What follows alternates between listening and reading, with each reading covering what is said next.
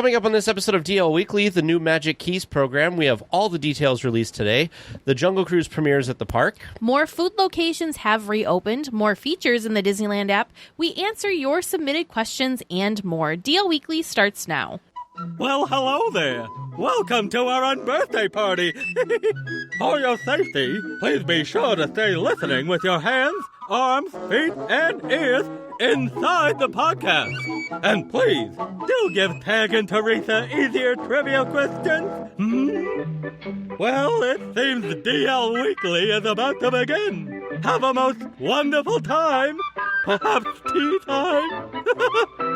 Well, hello and welcome to this episode of DL Weekly for the week of August 4th, 2021. I'm Teg Bushman. And I'm Teresa Urban. We would like to send a shout out and a big thank you to Allison Q, Ben S., Sherry M., Stephen S., all for becoming new supporters, and also to JD for increasing your support of the show. This support helps to make DL Weekly possible. The supporter Discord chat has been such a great and fun source of Disney magic from all of our supporters, like theme topic days, movie nights, so much more. Today we had quite the discussion going on about the new Magic Keys program and what our thoughts were, and just sharing information about that. It was a lot of fun. Very lively. So if you would like to become an official weekly tier yourself and have some more Disney magic in your day, head on over to dlweekly.net/support to sign up. Well, we want to just point out a giveaway that is happening over on our Instagram page. Our partners over at All Enchanting Ears have partnered with us to do a giveaway, and one lucky winner will have their choice of one item from their shop. If you want to look at the items that you could get, you can go to allenchantingears.com. Basically, to enter yourself into this contest, you will go to our Instagram page at Instagram.com/DLWeekly and follow us, follow All Enchanting Ears as well, and then like the post. This post was posted 5 days ago as we record this. It'll be 6 days ago from Wednesday. July 29th is when it was posted. And then you're going to comment on one of the unique and amazing things that we experienced during our latest trip, which if you listen to the last two episodes of the show, you should be able to easily find something. Don't rub it in, though. Somebody did post something about Teresa and Vern's flight, which... That was not fun. It was not fun and exciting. It was unique, but it was not fun and exciting. And somebody did say the Indiana Jones fanny pack, which I was excited about. That was one of my favorite comments, was finding your fanny pack. And producer James was sad that somebody said him getting locked in a cage. Yes. So go ahead and do that. We will be picking a name from the list there and getting in contact this Friday, which is... The 6th? The 6th. Now let's get to the news.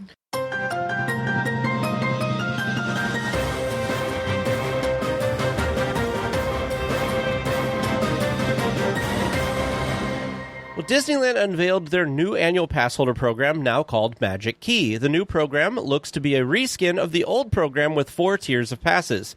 The Dream Key, which has no blackout dates, allows 6 reservations held at a time, 20% off select merchandise, and 15% off select dining, with parking included for $1,399. The Believe Key is the next level with more blockout dates, 6 reservations at a time, 10% off select merchandise and dining, and 50% off parking for $949. The Enchant Key has more blockouts and is similar to the Flex Pass on the old system. It includes 4 reservations and 10% off select merchandise and dining for $649. Finally, the Imagine Key is the new SoCal Select Pass with the most blockouts, only available to SoCal residents, 2 reservations at a time, and 10% off select merchandise and dining for $399. All plans allow for a payment plan if the purchaser resides in California. For full details, check out the link in our show notes at dlweekly.net.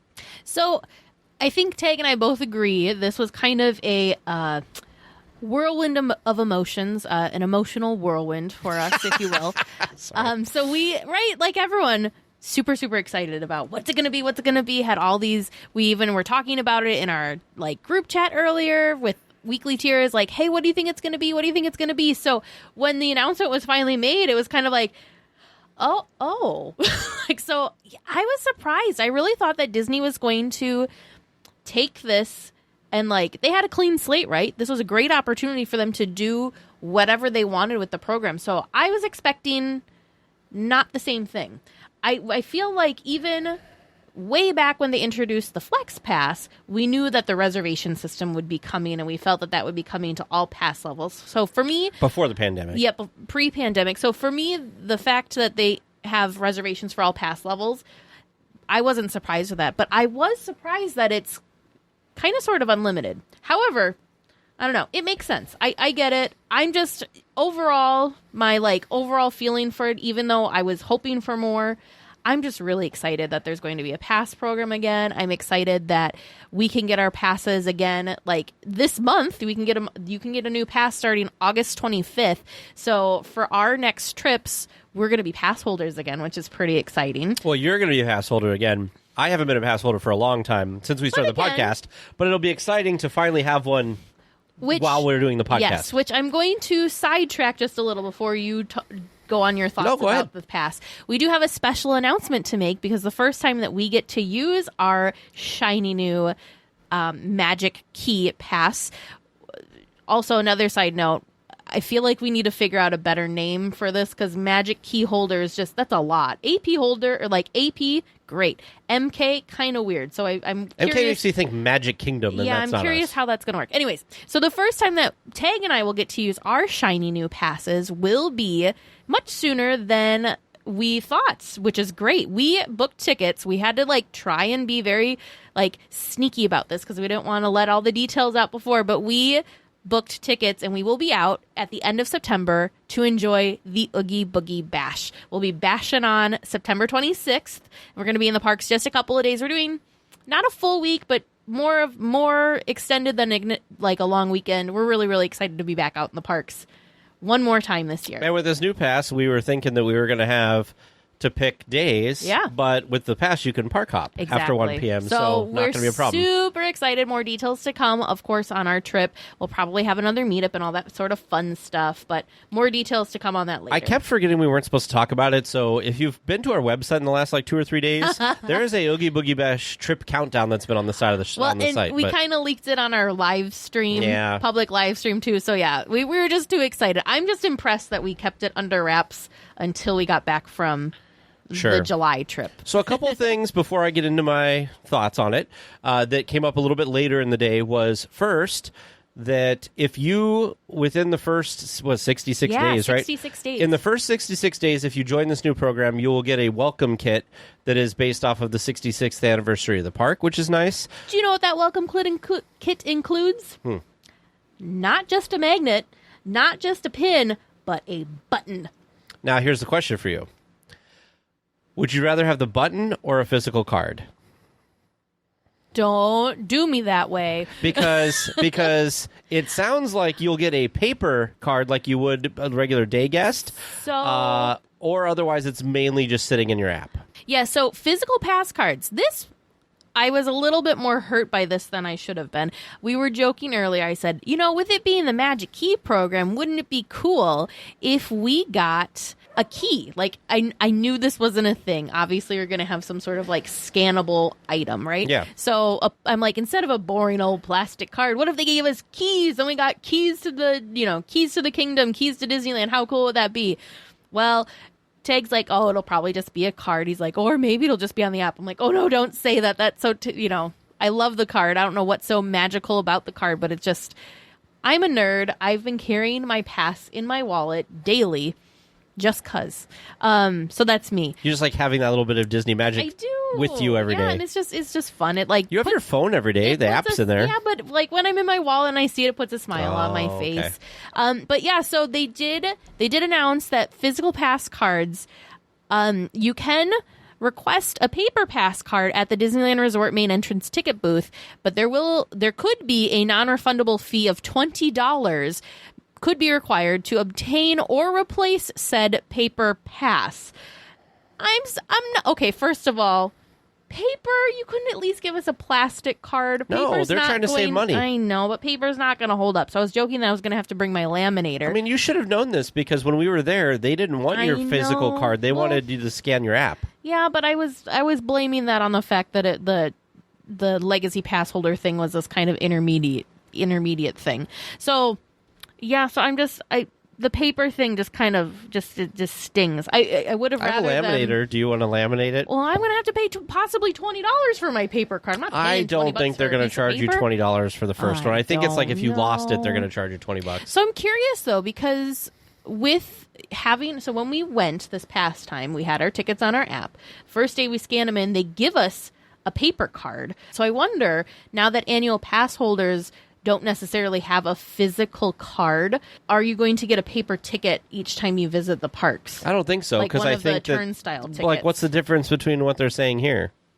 I don't know. See, I don't think you're going to get one. I don't know why they even give you a paper one, to be honest. I don't understand the paper thing. I wish they would have just not even done it, because it just makes me sad. And I know I like having the pass in my app. Do not get me wrong. I like both. I like the physical card, but I also like the convenience of having They're it trying to in my get app. rid of, I think, they want everything in the app. Yeah, I know. So the other thing to note is we've done this before. So if you have any regular ticket or multi-day tickets, you can convert those, use those to pay for part of an annual pass. However, the California resident 3-day special tickets that they have been promoting that go through the end of September are not valid for that, because it was a special price, a special deal. So if you want to upgrade your pass, you have to have a regular ticket or a multi-day ticket that you can take to the ticket booth and convert it.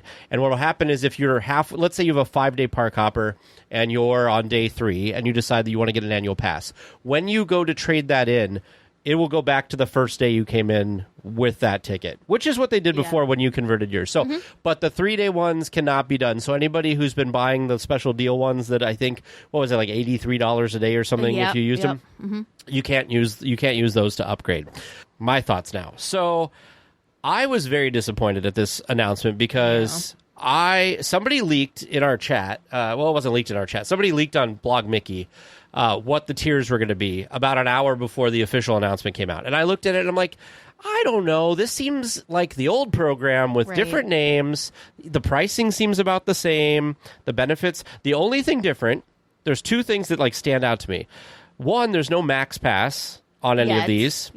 On these. And there's reservations now that are required.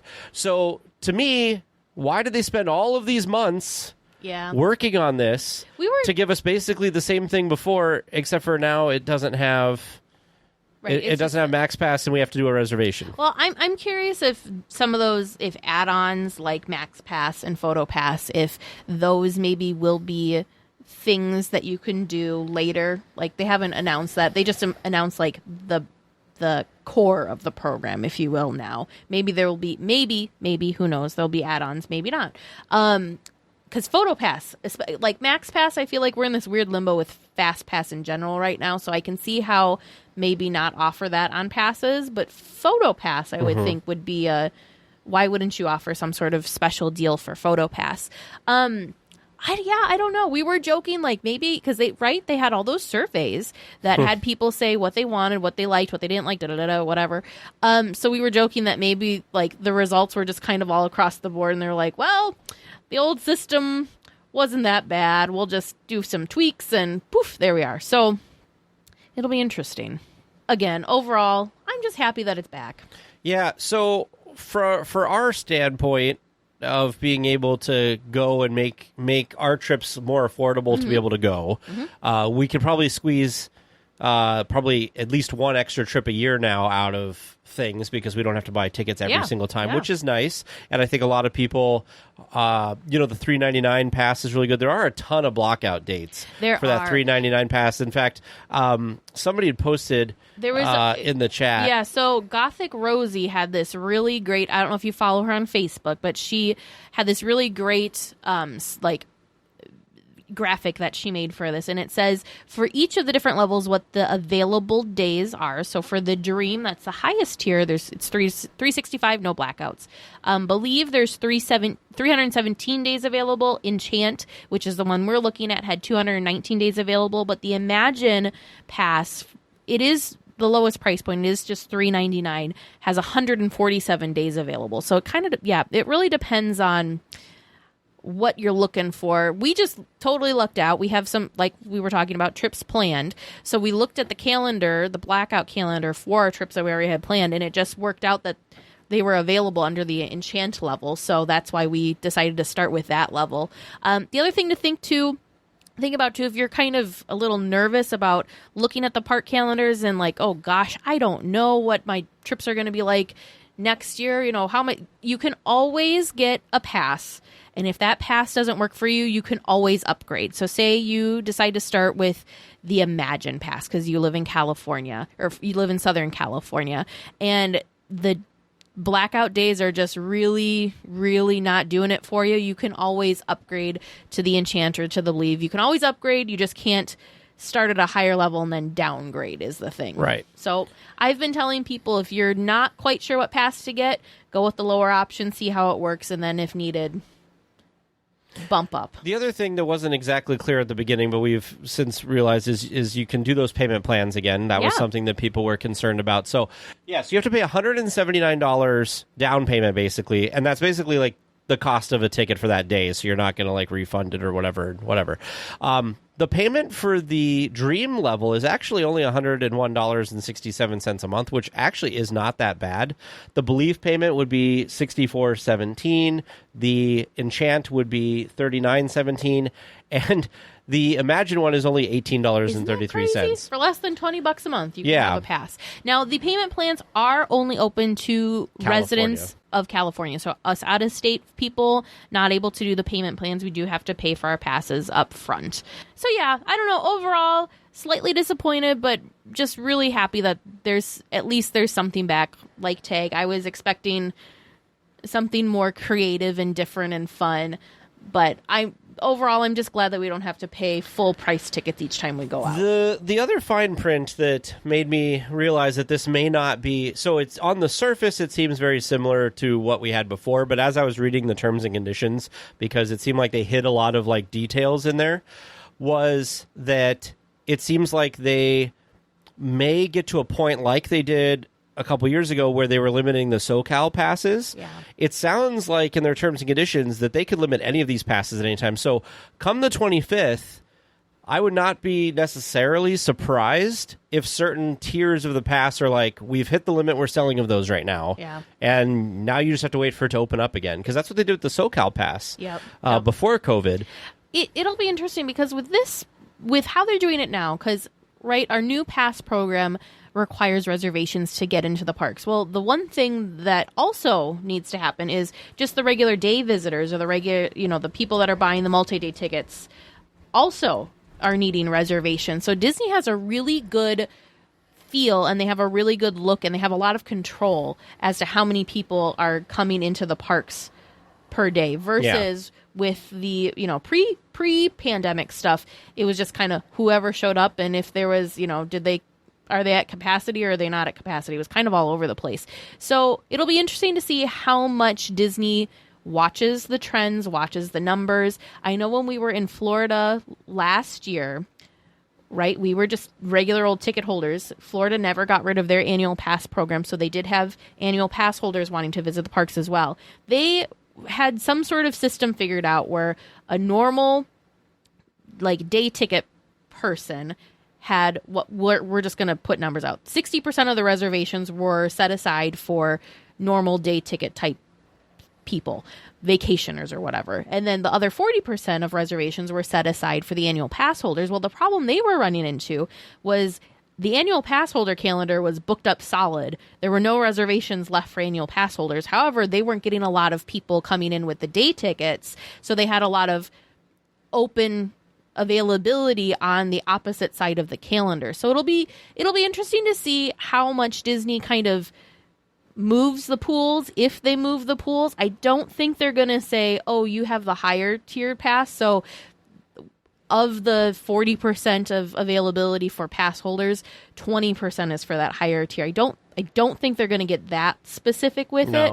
But it'll just be interesting to see, because, like, think of different times of the year that are more busy than other times. Are there going to be fewer pass holder reservations for those because they know things like spring break, summer, the holidays, those are really big vacation times of year? Are they going to have less reservations then, or is it going to be the same all the time? It'll just be interesting. Yeah, I think the reason they have the blockout dates is the way that they're going to handle that pool of availability for annual pass holders. So my assumption would be that they generally have a mix, a percentage mix, and the way that they adjust it without getting too complicated in their system is they just do blockout dates. So they may have 40% available all the time for annual pass holders.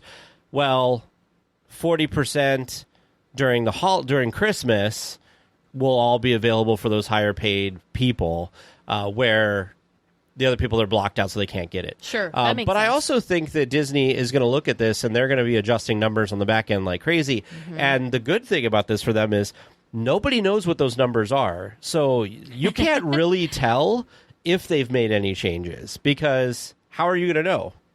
That's true. No, they don't publish what their mix of day pass and annual pass numbers are. That's super People true. just guess what the things are going to be. So it'll be really interesting to see that. The other thing I just wanted to say about my disappointment with this program is I was hoping that they would come out with something innovative and new and exciting. Mm-hmm. And the fact that they kind of spent all of this time since they ended the previous program and they said, oh, we'll have a new program by the time the parks opened, and then the parks reopened and they didn't have anything. And then, they kept extending the discounts. It just seemed like they were working on some magnificent new, brand new, amazing thing that was going to be unlike anything we've ever seen. It was going to be the rise of the resistance of annual pass programs. And we got there, and I feel like it's like Autopia. I'm like, oh, it's the same thing that's been here forever. Why did we wait? Why did they make such a big deal about it? Why did they do all of this work with surveys and stuff just to end up basically back where we were? That was my frustration. I think I felt bothered today because I had put so much, and this isn't necessarily Disney's fault, I guess, but I feel like me and some people in the community of Disney fans, not just our community. I think a lot of people were thinking that something was going to happen, some amazing, stupendous, wonderful, awesome thing. And then they're like, guess what? It's basically the same program as before, but we don't have this and we have this. I wish I could have been a Tinkerbell in the room, or like a fly on the wall, right? To hear what all the discussions were. Because perhaps maybe they did have something like crazy new and whatever, but there was just a lot of pressure from the previous community of pass holders that really wanted, the program that they had been a part of for years and years and years. And so they were trying to find, trying to do something new and creative and fun, but also trying to do right by the fans and the previous pass holders, and they couldn't find the right balance, and they just kind of but I know that there's a lot of people that aren't very excited about the reservation system. For Tag and I, that doesn't, we're planning our trips out in advance anyways. I don't think that people should be as concerned about the reservation system as people seem to be concerned about it, because I think there was a lot of concern about that when the parks reopened, and there was a lot of concern with the Flex Pass, and I don't think either of us, and most of the people in the community that had Flex Passes, I don't think there was, if there was, it was very rare, that there was a time that people could not get in the park if they wanted to. Yeah. If you had to adjust your trip by a day or two, I don't think it's the end of the world. And we never got what I thought might happen, which is that all of the Flex Pass days fill up for months, mm-hmm. and then you just can't get in. Mm-hmm. I know that Disney World, the annual pass blocks did fill up, but they haven't been doing the same mixture and stuff like Disneyland. Right. It hasn't been the same. So I think that with the blockouts and everything, I think they've already compensated for that. So I think it'll be a lot better. But I don't think people need to be worried about the reservations. I think people are worried because they're like, well, I want to go when I want to go. Right. But you said in our chat today, because there were some people that want to go when they want to go, and you said, you can make a reservation on the same day if it's open, and most of the time it is open. Yeah, I did that during Oogie Boogie Bash, actually. I made a reservation the same day, and that worked out super well. That was Oogie Boogie Bash 2019.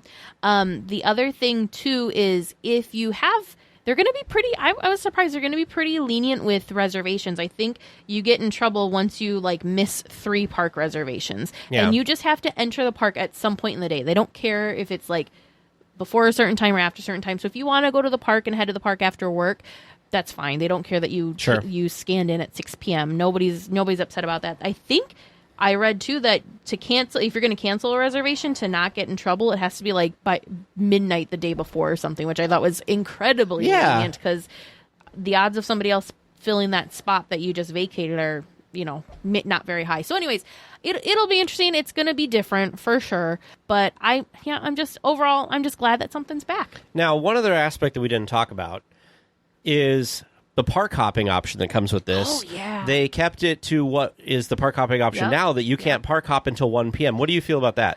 I don't know, because we didn't park hop at all with this past trip, and I think what kind of kept us away from it was because of the whole 1 p.m. thing. I don't know. What kept us away from it was we just didn't buy the ticket because we talked about it though. We were going to get the park hop or not the park hop, and we're like, I just didn't think it was worth it, because what's the chance we were going to park hop? Yeah, so I don't know. I think it's interesting. It must have to do with whatever research they put into the reservation program. I do think the park hopping at 1 p.m. is also going to stay in place for the regular ticket holders as well.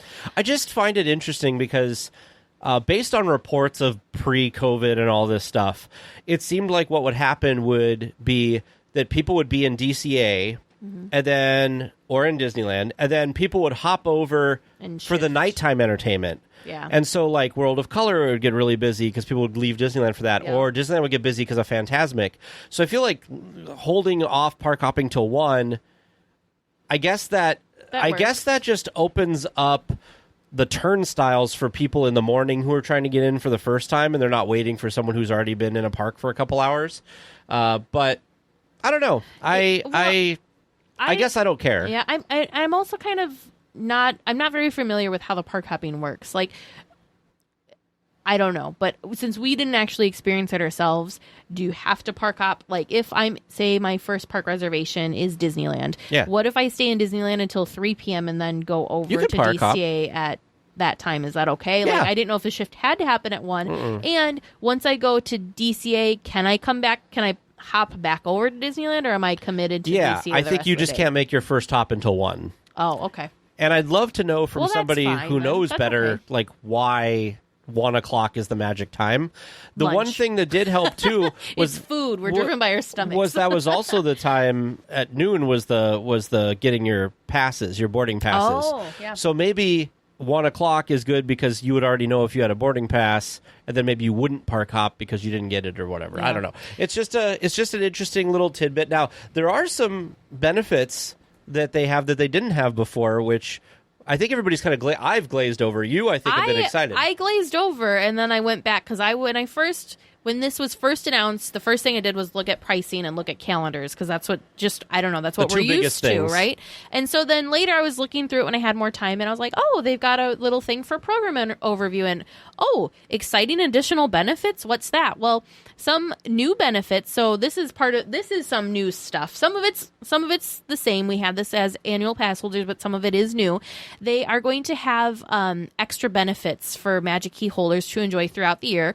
Benefits include there's going to be what's called the Magic Key Terrace, which is going to be a reservation-based lounge that's only available for Magic Key holders plus their family and friends. There's going to be an entire month devoted to Magic Key holders, so a month-long celebration. I wonder when that'll be. I don't know. I was curious about that, too.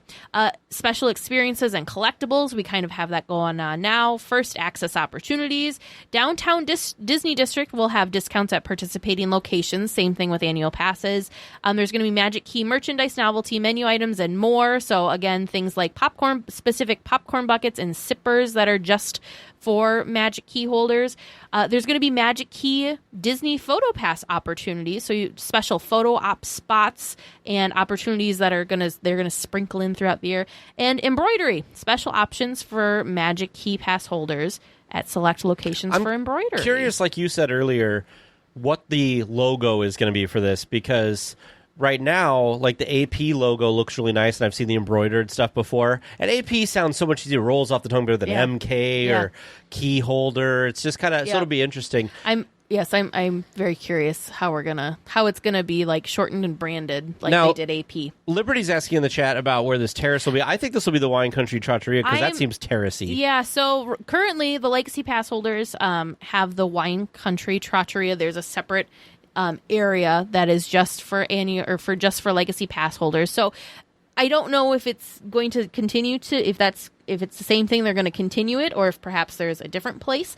There was an announcement that starting September 1st, Starcade over in Disneyland is going to be a Magic Key holder specific spot Oh. and kind of like a lounge. That's cool. So there's going to be charging stations, charging stations for your personal devices. They're going to have different photo ops there and just kind of like a lounge kind of thing. That's kind of cool. So and it's a great way. We were talking about this during our trip.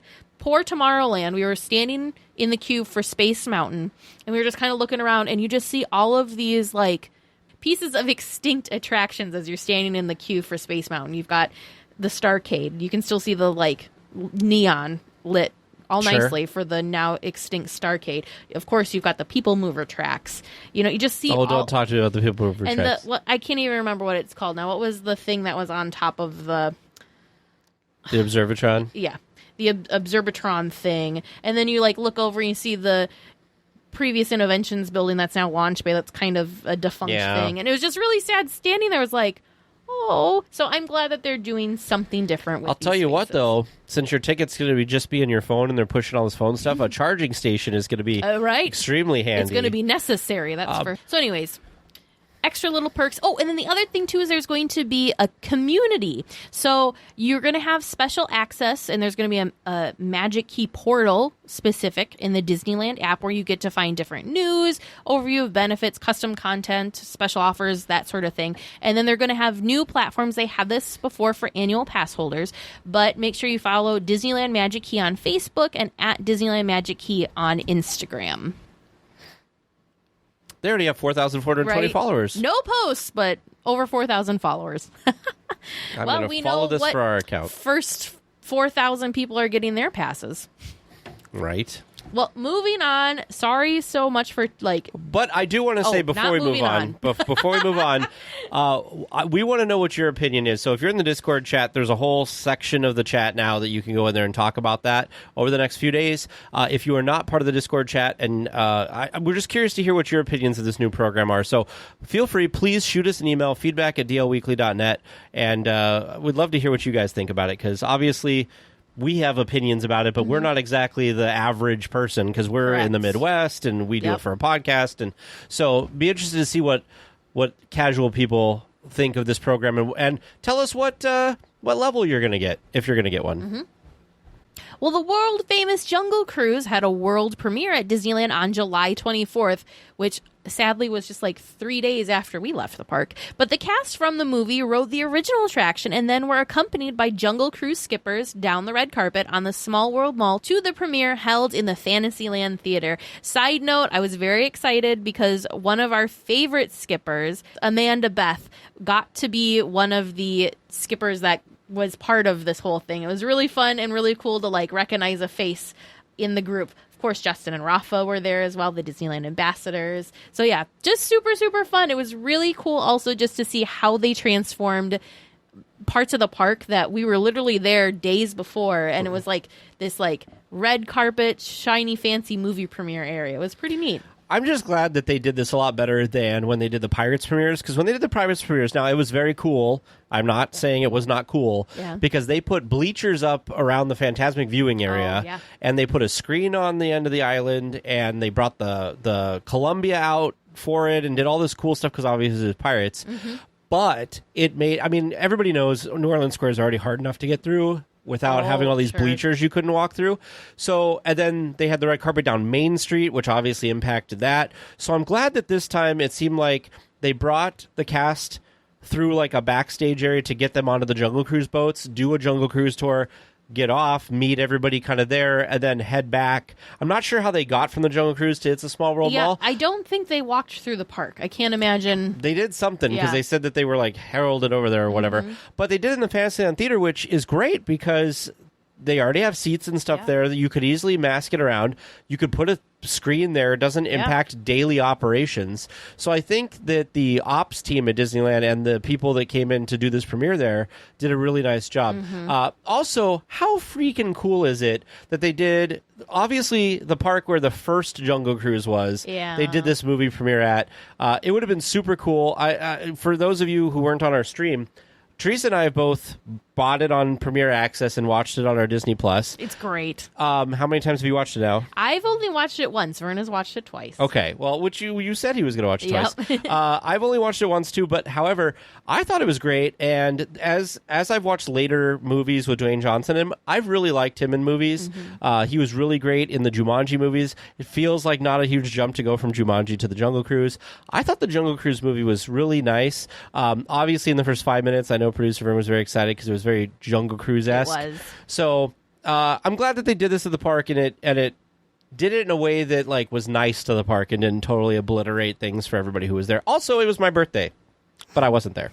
For those of you who either went out to the theater or purchased the Premiere Access to the Jungle Cruise on Disney Plus, you may want to keep an eye out on the attraction next time you visit. Some clever Easter eggs have been added to the iconic attraction from the movie. Some clothing worn in the movie appears on the office door and walls of the office of Alberta Falls. A map hangs on the wall across from the Society of Explorers and Adventurers collection, and more. Check out the link in our show notes at DLWeekly.net to see more. Yeah, so these, to clarify, these Easter eggs aren't actually like in the jungle in the attraction. They're in the queue area, which the queue area did just get a really nice refresh to kind of tie in the new story of the Jungle Cruise with the queue area. So it just feels like refreshed, and it feels more, how do I say this? It almost feels more lived in and kind of more like a working like station for the Jungle Cruise skippers. So I thought it was fun that they added in some of these tie-ins. We're going to have to keep our eyes peeled next time because they're kind of, they're very well hidden. So like one of the things is a conquistador's hat, which I'm not going to give away why that's relevant to the movie, but that would maybe be something I wouldn't exactly notice. The map, however, I feel like they showed the map of the jungle in the movie quite often, so I probably would notice that one. And there's like a couple of, I think, like coats maybe hung up too. So I think they're really well done Easter eggs. They might sound, if you haven't been to the Jungle Cruise recently, they might sound a little out of place, but they work really well with the refreshed version of the queue. Yeah, and it's subtle. So, like, if you haven't watched the movie, it's not like it's in your face. It's not like adding Jack Sparrow to Pirates. Yeah. It's just very, like, if you're in the know, it's there. Yeah. The cool thing, too, that I want to quickly say about the Jungle Cruise movie is I think Disney did a really good job. We were Tate and I were talking about this. It feels a lot like how the first Pirates movie felt. They did a really good job with making, like, nods to the attraction, but the movie storyline really doesn't have anything to do with the original attraction. Right. So if the Jungle Cruise attraction maybe isn't your thing, or if you have a family member or a friend that's never visited a Disney park and had the pleasure of going on a Jungle Cruise themselves, they're not going to be lost watching the movie. Whereas I felt the Haunted Mansion movie with Eddie Murphy, they kind of tried to almost like make a story out of what's in the attraction versus just having it be its own thing. So I thought they did a really nice job with that. I agree with you. I think it felt very Pirates of the Caribbean, where it was like a kind of a big blockbuster movie that had a lot of elements from like that nods and stuff. Like if you know, you'd know, but you could also enjoy it if you didn't know anything about it. So, and I thought that it was good. It was like a good storyline. I didn't like cringe at anything. I thought there was some really good moments in there. For those of you who watched it, you'll know what I'm talking about. Great jokes, of course. Lots of good jokes. How do you think Dwayne Johnson did on delivering? I think he did good. Yeah. I would go on a cruise around the jungle with him as my skipper. In fact, some lucky guests at the Disneyland Resort did get to have Dwayne Johnson as their skipper. And Emily Blunt, too. Yes, Wasn't she also there? Yep, Emily was there, too. So they did take some lucky guests on a cruise around the jungle. That would have been, like, surreal. That would have been really been cool. so cool. Well, one of the original establishments in Disneyland has finally reopened to guests. The Golden Horseshoe returned on July 29th for dining only at this time. There is plenty of seating indoors in the cool air conditioning that is very much needed in the heat of summer. We could have used some of that air conditioning when we were there. It was very hot. I think my least favorite thing of our trip was that it was just so hot. In the sun, when you're in the shade, it was fine. It was just very hot. I'm glad to see this open. I'm excited. Eventually, hopefully, they'll bring back the entertainment in there. I know it's a slow process. The main floor of the Golden Horseshoe, half of it, the tables have been moved to allow for queuing for people waiting to order and coming and picking up mobile orders and stuff like that. But the tables have all been kind of scooched to their side. So I don't think they've lost any tables. I think they're just a little closer together now. And again, perfect for air conditioning. It's just kind of a great place to sit. I liked doing that even when, like, between shows, getting food, because it's a cool atmosphere. Mm-hmm, definitely. A staple of the Disneyland Resort has returned to at least one location for now. With the reopening of the Pacific Wharf Cafe, bread bowls have returned. Guests can now get mac and cheese or your choice of broccoli cheese or clam chowder in the bowl. Each version is $11.49. The bowls are made fresh daily at the location and will hopefully make their way back to Disneyland as well soon. I was I was more excited about this than probably I should have been. Bread bowls are just such a weird but still iconic part of Disneyland and Disneyland food. So it was just really exciting to see them return. Like Tag said, hopefully right now they're just in DCA. Eventually they'll make their way back over to Disneyland. But for now, if you need to get your bread bowl fix, DCA is the place to be. I do think when we're there in September, I'm going to have to get soup and a bread bowl.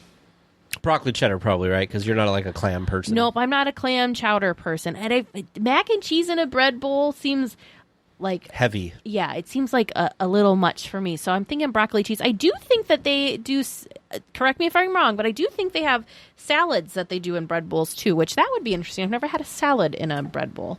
I had the clam chowder when we were there, and it came with a little roll on the side. So I am very happy for them to bring back the bread bowl, because that's part of the whole experience is the bread bowl. Definitely. Well, one of my favorite treats is now available with a little bit of something extra. Alcohol. The Pixar Pier Parfait can now be ordered with Blue Caraco. The rest of the treat is exactly the same as the standard parfait. Guests can pick one up for $13 at the Adorable Snowman Treats over on Pixar Pier. What do you think of this? So this is my favorite DCA treat. No lie, everyone, our last night in DCA, that was my dinner, was a Pixar Pier Parfait. Tag had a Pimnini. The producers both had Monte Cristos, and here I am with my Pixar Pier Parfait. It was fabulous. It looked kind of messy to me, to be honest, because a Pixar Pier Parfait is lemon, soft serve, and a blue slushy. So it's already kind of a different texture. It's not slushy, but it's also not ice cream. It's somewhere in between. So adding the little bit of liquid made it almost look like a drink, it wasn't as solid. So it looked a little messier to me, and every photo that I've seen of it, the ice cream looks like it's melted a bit more, and it's not as firm, I guess. I don't know how you'd say that. So I mean, I wouldn't not try it. But yeah, I'm not super excited. I'm glad that they just did an addition to the treat and they didn't totally change the recipe completely. Yeah. I generally am not an alcohol person. I don't know how strong of a alcohol flavor Blue Caraco is, but I like the original, so I don't know if I need it. Just I tried the spiked Dole Whip because producer James and community manager Kate got one of each of the different types. They had coconut rum and a dark rum, and too much boozy flavor for me. This sounds really amazing, and if it's there when we're there, I have to buy one of these because the picture was really excited about this too. The picture looks amazing. The peanut butter sandwich, a guest favorite, has returned to the Candy Palace on Main Street. For $5.49, guests can purchase this peanut buttery treat. The sandwich is filled with soft peanut butter filling with peanuts on the top and mixed into the filling and coated with chocolate with a red white chocolate Mickey head on it. I looked at this, and the filling with the peanuts inside, my mouth was watering. Yes. I don't know why this looks so, delicious and amazing, but this is, top of the food list of what we're trying. Are you starting to make a food list already? This is it. This is the food list. Mm-hmm. And this is, so we got this information from the Disney Food Blog, and in here, obviously, I'm not going to question the Disney Food Blog. It's in their name, for crying out loud. But this was a treat that had been at the parks before, and I'd never heard of this treat until now when it's returning. But it was there in I think as early as 2010, so it's kind of been around for a while. They said it's changed a lot over the years, and the one from now looks the best. Yeah, it's changed a lot over the years, and it's also not always available. So I just have always completely missed it, but I just want to eat it looks good. I want to eat the screen. It looks so good. It does look good. It looks very rich, though, so Maybe. Usually I don't know peanut butter stuff isn't too rich. I don't know if you're going to go, like, if I'm going to have my hand bitten off. Maybe the first one we share. Sure. And then figure out, like, do we want to commit to an entire one? Because we don't want another churro toffee incident tag. I was just going to say, do we not want a churro toffee situation? No. So you'll be probably not surprised, but we unpacked when I got home, and I realized that my piece of churro toffee that I'd taken like 2 bites out of was it had like melted a little bit. So I'm going to try to eat it still, but... You know who bought you that piece of churro toffee? Who? You better enjoy it. I also have... I bought you that churro I also toffee. have from San Diego, I ate it though, that giant biscotti from that Italian cat. yeah? That was so good. I ate that in one of the hotel rooms we stayed at. The Disneyland Mobile app has become the go-to place for park tickets, mobile ordering reservations, and now even more. The Disney Parks blog pointed out some of the new features, like a new personalized home screen, and coming later this year, online check-in and digital room key for Disneyland hotels. More mobile ordering locations, PhotoPass Plus one-day option, and even a mobile merchandise checkout. Now, next time we go, I wanted to try the mobile merchandise checkout when we were there, but I failed really hard on the shopping front this past trip. I don't know why, but I just did not devote any time to shopping. I bought a couple of pins. I did not buy any ears. That was you meant terrible. to go back.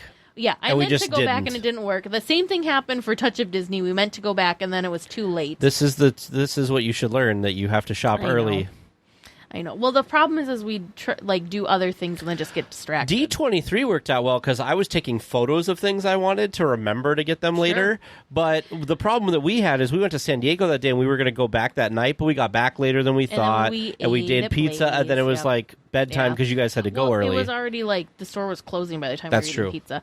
The other thing, D23, I realized, I was trying to figure out differences between our trips. Catspur was like a picture fiend, so we did better at taking pictures because he was just always stopping and taking pictures. True. And he was a shopping fiend, so we did better at shopping because we were always going on. Yeah, we were just really ride distracted this time, I think. I think the other thing, too, and this goes against my whole Max Pass, Fast Pass thing, is because we had Max Pass and could just get on rides so easily, we weren't spending those time. We're doing what Fast Pass was meant for. We weren't spending time in line. We were spending time in shops. That's true. The LA time, well, we didn't even talk about this. So the idea of the digital room key. So I actually stayed at a hotel a few months ago in Madison, Wisconsin that had this. And it was super nice to be able to check in on the app. Your room key would be there. Mm-hmm. The only downside is you have to open the app and have it like there. It wasn't something that like you could just hold your phone up and would do it.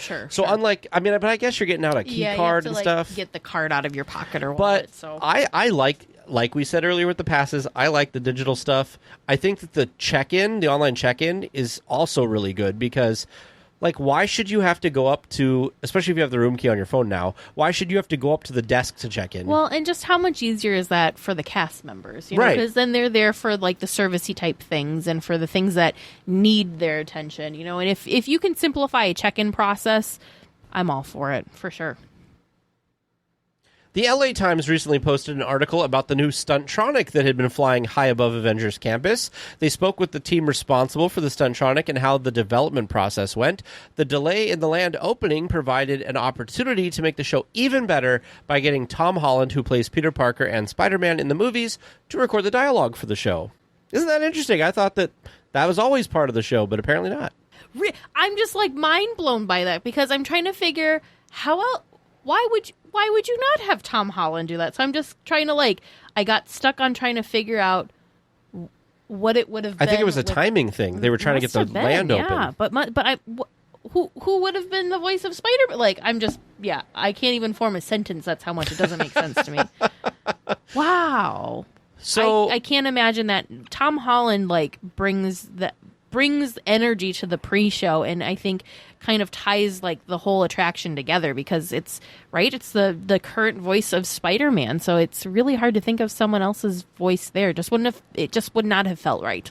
Well, in the interview, the Imagineers that worked on this thing, first of all, the first prototype of this chest plate is signed by Tom Holland and Kevin Feige. I don't know how you pronounce his name. Feige. It's pronounced some way that I didn't think it was. The head of Marvel Studios. Yeah, the head of Marvel Studios. Both signed it. Yeah. But they were saying that what really brought the show to life was when they did get Tom Holland to record it. Mm-hmm. He brings a lot of like awkwardness and spontaneity to the script and stuff that they gave him. And just to Peter he Parker, ad-libbed some stuff, which really added to the character, which I love Tom Holland, and I love him as Spider-Man, so I'm very happy that they were able to do this. Teresa was laughing at me because when we were in line, every time there was a Tom Holland Peter Parker thing, I was just like giggling like a schoolgirl in the attraction queue. Now maybe I misunderstood. So are they talking about Tom Holland wasn't originally going to be part of the Stuntronic? Correct. Oh, okay. I was thinking about web slingers. I'm like, what? How? But also, that would not have been a very good continuity thing if Tom Holland was present in Web Slingers, but he wasn't the voice of Spider-Man for the show. Well, I think they would have found someone that sounded similar enough, like they do with other things. How did you feel about the fact that, like, when we saw the Doctor Strange thing, that guy didn't really sound like Benedict Cumberbatch or whatever? He also didn't look exactly like Benedict Cumberbatch, so it was kind of... I don't know. It's kind of okay. I think he did such a good job and a very convincing job of the show and the presentation of the show itself. At first, it bothered me because, like, I was seeing the Doctor Strange because, right, he's dressed exactly as Doctor Strange from the movie. So I had that, like, visual and that sound in my brain before he started. So then when he didn't look exactly right and didn't sound right, my brain was like, what? But then I just didn't care because the show was so great. So it was a good show. We highly recommend, I think, the show. Yes. I will say, though, back on the Stuntronic show, I'm going to be honest, I was a little disappointed. The Stuntronic was... The highlight. For sure, the highlight. The rest of it was just kind of... It was goofy. Clumsy and goofy and awkward, and I feel bad for the cast member that's performing because, right, it's you and this amazing robotic thing that's going to do things that you just can't do. So he was doing really incredible stunts, don't get me wrong, but it seemed like dwarfed by what the Stuntronic did. So that's what they said in the article. Kind of weird balance. Was their goal with the Stuntronic was to not do anything that a human could do. So they can't fling a person that high up in the air. Oh, no, yeah. So they said they don't want to make animatronics that replace humans. Right. But they want to make it something that humans can't do. Yeah, but then it's outperforming the human. So then the human just, like, again, don't get me wrong. Yeah. The stunts he was doing were incredible. And the fact that he was doing them elevated, like, on this little, I don't know, walkway thing with this tiny little fence was, like, amazing. But when you can see that and then also see the Stuntronic, it takes away from the cast members' performance. The pre-Stuntronic part of the show, I felt very much like, you know how you get like a little kid who's very excited to show you that they learned how to do a cartwheel? That's kind of how it felt. It was like, look what I could do. Yeah. And then they did the thing. And then when he ran off in the Stuntronic, everything after that was fine. When he came out and like went down the wall and stuff, super cool. Yep. But just that initial thing kind of seemed very cheese filled. Well, I'm like, #Amazing Spider-Man. Yeah. Yeah, it was just, it'll be interesting. I don't think that will always be the show. I think that's what's cool about this land is these things can change and evolve and be different the next time you're there. So I'm curious to see what that show 2.0 is going to be. I did enjoy all of the characters in the land, though. Oh, yeah. Now, if they can only do that for Galaxy's Edge, I'd be very happy. Well, cast members were recognized and Disneyland celebrated them by having a week of festivities around the 66th anniversary of the park. Free food, attraction experiences, and after-hours celebrations in the parks were offered to cast, as well as duck races. You heard that right. Rubber ducks were purchased for $5 each for cast members, with proceeds going to Goodwill of Orange County, and were raced through It's a Small World. The other cool thing that cast members did is they decorated their ducks and like painted them and made them look like different characters or whatever. It was very fun. Well, in the end, Ruth, who works in Star Wars Galaxy's Edge, won the race. And do you know what her duck was painted like? Yeah, Ahsoka. And it was done really, really well. Yeah, so I didn't even know. So apparently they've done this a few years now. How fun, right? And like, I want to put a duck through It's a Small World. My question is, when you put it in, how long does it take to float through and come out? Because it's not a whole boat, so it's probably faster than like a regular boat going through. But how long? Like, you're sitting there in anticipation, like, When are they coming? I wonder if they maybe have like people inside. Would they have like stations where they're like, oh, they're in this area now, or oh, they're over. Ruth was quoted as saying that like she's not a morning person, but winning was like totally worth it. Oh, so for sure. That's super cool. This now, I didn't even know they did this. So this mixed with the canoe races, such awesome things that cast members get to do. I'm telling you. Well, you have a whole rubber ducky collection that you can use. Vern does. Vern's very big into rubber ducks. That's one of his favorite things to like collect and find. This is just amazing. And the fact that it happened the day we were recording this is even more amazing. And they put out an article about it like right away. Yes. Disney Imagineer and research fellow Lonnie Smoot has been granted his 100th U.S. patent, a first for anyone from the Walt Disney Company. His 100th patent was for, quote, systems and methods of presenting a multimedia entertainment in a venue, whatever that means, was granted on August 3rd, so the day we record this. Lonnie has worked for the last 42 years as a theatrical technology creator, inventor, electrical engineer, scientist, and researcher, of which 22 of those years were at Disney. Most recently, he's worked on the new lightsaber technology coming to the Galactic Star Cruiser experience coming to Disney World in 2022. This was amazing. I mean, right? Imagineers are just incredible people. And I just love every opportunity that we get to kind of like get a peek behind the curtain and learn more about these people that bring these amazing magical experiences to all of us fans. So please, I highly recommend that you check out the link. Of course, it will be in our show notes, but the Disney Parks blog did put together a really nice article. It's not super long, so it's not like you need to set aside tons of time to read it, but it was just reading all the different things that, they kind of highlighted. He's worked on stuff like Tag just said, the Galactic Star Cruiser. They did the new lightsaber stuff. He did stuff like for the Haunted Mansion, stuff for different like stage production-y stuff. Yep. Everything. It's amazing. Just absolutely amazing. So anyways, please take a chance to read it. It would be so incredible to meet some of these people in person and like see them like and watch them work, because wow, just how incredible. Well, the article also said that some of the things that he has patents for are things that have not quite made it into attractions yet. Like there is a technology that he's worked on that makes 3D attractions without needing 3D glasses. Yeah. Just like... I can't wait for that one to come around. So cool. Just so cool. They should have made that one come across before COVID when everybody's wearing masks, fogging up the glasses. Yeah, there you go. So not that he would ever be listening to our humble little podcast, but thank you, Lonnie, for your dedication and for all of the just pure magic that you have brought to life for us to enjoy at the parks. It's just amazing. What a career. Oh, yeah. Just wow. Wow. An opening day icon was available for purchase on August 2nd. A replica plush from the opening day of Disneyland that traveled with Walt Disney on the Disneyland Railroad was for sale on Amazon Treasure Truck. The plush is 36 inches and is from the Disney Treasures from the Vault collection and is, of course, a limited edition. Plush went for $99.99 on Monday and is no longer available. Shocker, it sold out pretty quickly. But we thought it would be very interesting to talk about.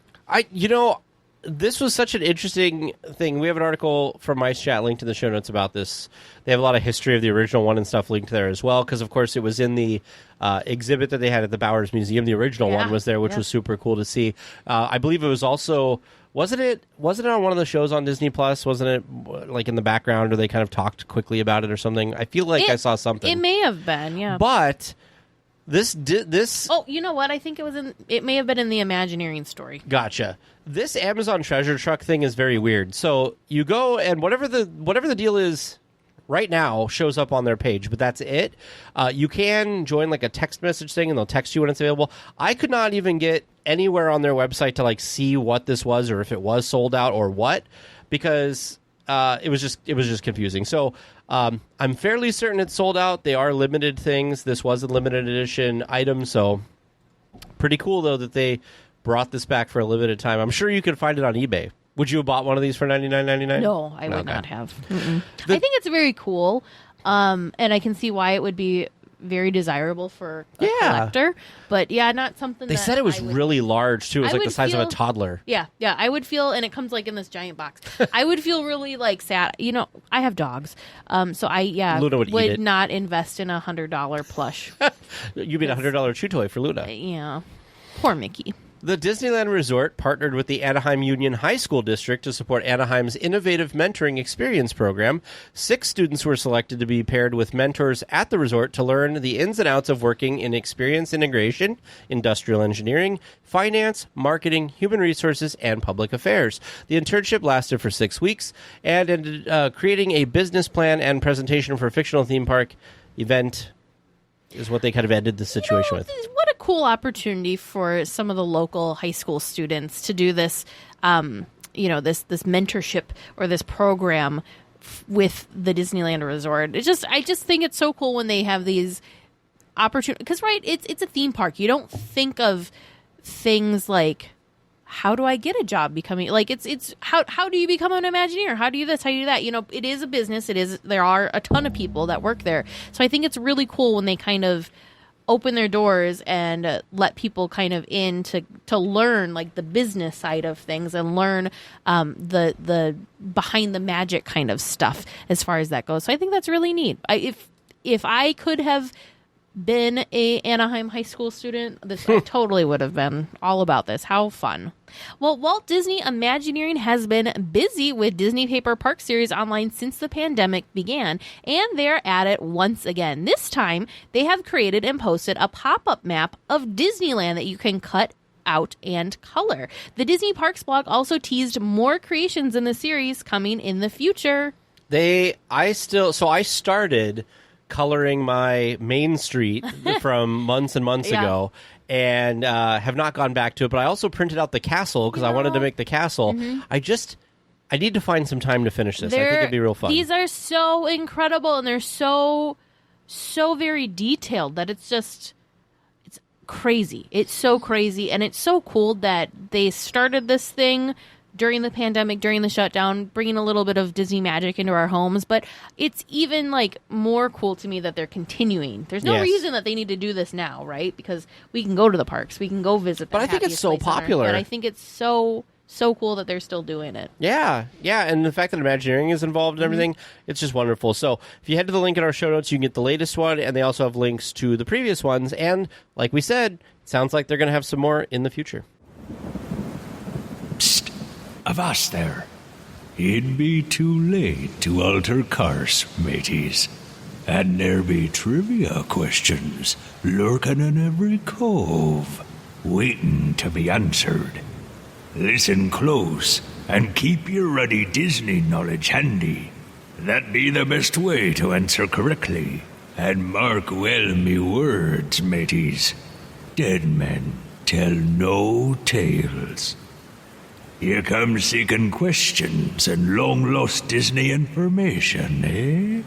Sure, you come to the proper place, but keep a weather eye open, mates, and hold on tight, with both hands, if you please. There be squalls ahead, and James and Vern waiting for them what don't answer correctly. Welcome to Trivia Land. I've got 4 questions for you from my observations from our most recent trip to the park. This is why you shouldn't take me to the parks with you, because I'm constantly taking my notes and coming up with some new great trivia stuff. It's true. And then a special bonus question with a new feature that I've got for you. Actually came from the meet and greet that we did with some listeners, where I met listener Leanne, who said that she missed some of the geography questions that we were doing quite a bit of. And it inspired me to come up with a new feature question. What queue are you in? Ooh. So that's going to be your bonus question for tonight. So let's start off with the first of my observations from our most recent trip to Disneyland. When in a queue at Disneyland, what percentage of the time will Teresa choose the left lane? Like all of the time. 90%, 95%. Yeah, like 90 to 95%. Because every once in a while I get nervous that it's not correct. So is that your final answers? Yeah, I'll say 90 to 95. Yeah, I'll say the same thing. Okay. Why is left your thing? Because nobody ever seems to pick left. It's I felt like every time we were in a line, everybody was on the left, and the right seemed like the open one. And the other thing that's weird, too, is with the, like... So for, like, Indy, if you think of the actual lines themselves, Sure. the physical distance is shorter on the left side than it is on the right side because it wraps out. For anything further. going to the left, yes, but if you're going to the right, that's... Then it's obviously yeah. not. But, it's people tend to go right because we drive in the right lane. Like, when we're walking, we, like, always go to the right side. We just... Except for tend when we get to the right. park, we go to the left. Yeah. Maybe that's why we go to the left, because we have to, like, tell ourselves... to go, like, if you ever pay attention, it happened when we were on the Jungle Cruise that there was this huge long line on the right side and there was absolutely nobody in the left because nobody. But see, you get two problems with that. So one, I think it's because if you come across an area where the line splits and you don't see anybody in the other lane, you don't think that that's the lane you're supposed to be in. Exactly. Yeah. But anyway, enough conjecture about that. All right. Question number 2. With an original population of 2018, Rainbow Ridge, the biggest little boom town, now has a population of 2005? Like 50th anniversary, maybe? Or No, I was 1955? I was looking at this sign, and it's super cute. I don't remember what the numbers were. So it's got the original one, and then somebody's X'd it off, and then written something under it, and then they X it off again, and then they write something under, and it keeps dwindling. Oh. I'm going to say it's like 13. Just 13? Mm-hmm. There's like nobody that lives there anymore. So you're Actually, you said 13, and I think you're right, because I remember looking at the sign and thinking, well, that's an unlucky number. You're welcome. So you're going to go with I'll 20, go with 13. 55, or I'll go with 13? 13. Okay. So 13, final answer Yeah, from both of you? I feel like I remember 33 on there too, but I think that one may have been crossed out. Because I remember thinking it was... Because I didn't read what the sign said. I just saw the numbers. And I thought it was something about the elevator going down. And I was like, elevators never have 13. So that's where I'm getting my answer from. The elevation. No, I don't know what it... Yeah. No, the elevator, because they go into the mine. Yeah. Question number 3. In many adventures of Winnie the Pooh, there are 2 ways that they spell honey. What are them? Hunny. Yep, Hunny. And then is there one that's just honey, like Honey? And I think one of the N's might be backwards. And I don't... But that's not a spelling issue. Yeah. That's just you put... Yeah, I'm not counting reversed letters. Okay, I think it's Hunny and then honey, The proper way. the correct way. Honey. That's your final answers? Yeah. And your final regular question before we get into our new feature. How many tractors are in Tow Mater's petting zoo? In the petting zoo? I think there's just one. The petting zoo. Is this by Tow Mater's, like, thing? The Junkyard Jamboree? Yeah. I also think there's just one. For some reason, I was thinking inside of Radiator Springs, and for some reason, I was thinking the giant, like, baler things that you, like, tip over, and I was like, I think there's 3 there. So there's... no, you're talking about... 3 tractors. Yeah, there's 3 tipping tractors, and there's what's the... The angry one. Yeah, I don't remember his name now. I don't know. I probably need to watch Cars again. But 1, I think, is the answer. Yeah, I think there's one in the petting zoo. So you're both saying 1 in the petting zoo? Yes, because apparently we are totally in sync tonight. Okay. And for your bonus tonight... Wait, that wasn't the right... Who's in sync? What's an in sync song? Oh, goodness. Bye. Oh, good. Okay, I did have it right. I was not a boy band I was person. just laughing because you started singing it. Yeah, of course. Frank! Yes, thank you, Elijah. I thought that was 98th Street Boys. 98th Street Boys. 98th Street. Oh, my goodness. All right. And your bonus question tonight. Your new feature, What Queue Are You In? You will get 4 clues. If you get it right inside of the first 2 clues, you'll get the full credit point. Oh. And if you need all 4 clues, then you get half a point. And if you don't get it right at all, you get 0 points. Oh, this is interesting. All right? Oh, no pressure. So, what queue are you in? You can see the castle. Well, we're in Fantasyland, probably. Maybe you could also be in Buzz Lightyear Astro Blaster's queue outside. You're true. That's true. That's true. Now, he said you get the full point within the first 2 clues? Yep. So what's the second clue? You're under a clock tower. Oh, that sounds like Peter Pan. That does sound like Peter Pan. But see, I remember Vern explaining this to me when we were in the park, and he said there's going to be things that seem like they're the right thing, but they count, and like the fourth clue is the thing that really nails it. Yep. So, isn't there the only clock? Is there a tower. clock under? No, I think isn't there a clock over by Snow White now? The fourth clue is the one that removes all ambiguity. There you go. And makes it so that you can't accuse me of trying to be sneaky. Gotcha. No, I don't think there's a clock by Snow. She's got new flowers. I remember seeing a clock on that side of Fantasyland somewhere. Maybe above Bibbidi Bobbidi Boutique. Because it's just very plain. It's almost like the clock we have in our living room at home that's just like stuck on the wall. Really? Maybe. The only thing when I think clock tower is Peter Pan. I know, but that's the tricky thing. I That's what he's know. doing. I'm going to say Okay, when Snow you White. say see castle, do you just mean like an itty bitty part of the castle or like the castle? You can see the castle. That's not helpful. That's the whole point. So I'm going to say, and this is an attraction. It is an attraction. Okay, I'm going to say Snow White, although it could be Peter Pan. But I think he's trying to get us to do Peter Pan. That's the trick. So I'm going to say, You're locking in on Snow White? yeah.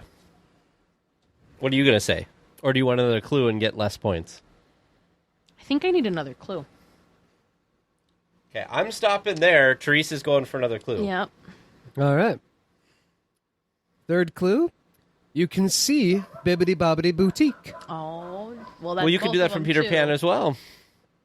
Didn't I say, though? I said over And there. because your points won't change My- either way, yeah, my King gut's Arthur Peter Pan. Carousel is off to your right. Oh, good job. It's not Peter Pan. Wait, then. though, if he's... It's King off to your Arthur's right if you're looking at the Carousel's off castle, to your though. Right. Yeah, but if you're looking at the castle, it'd be off to your left. Which way are you standing? Are you You're facing the looking castle? at Bibbidi Bobbidi Boutique.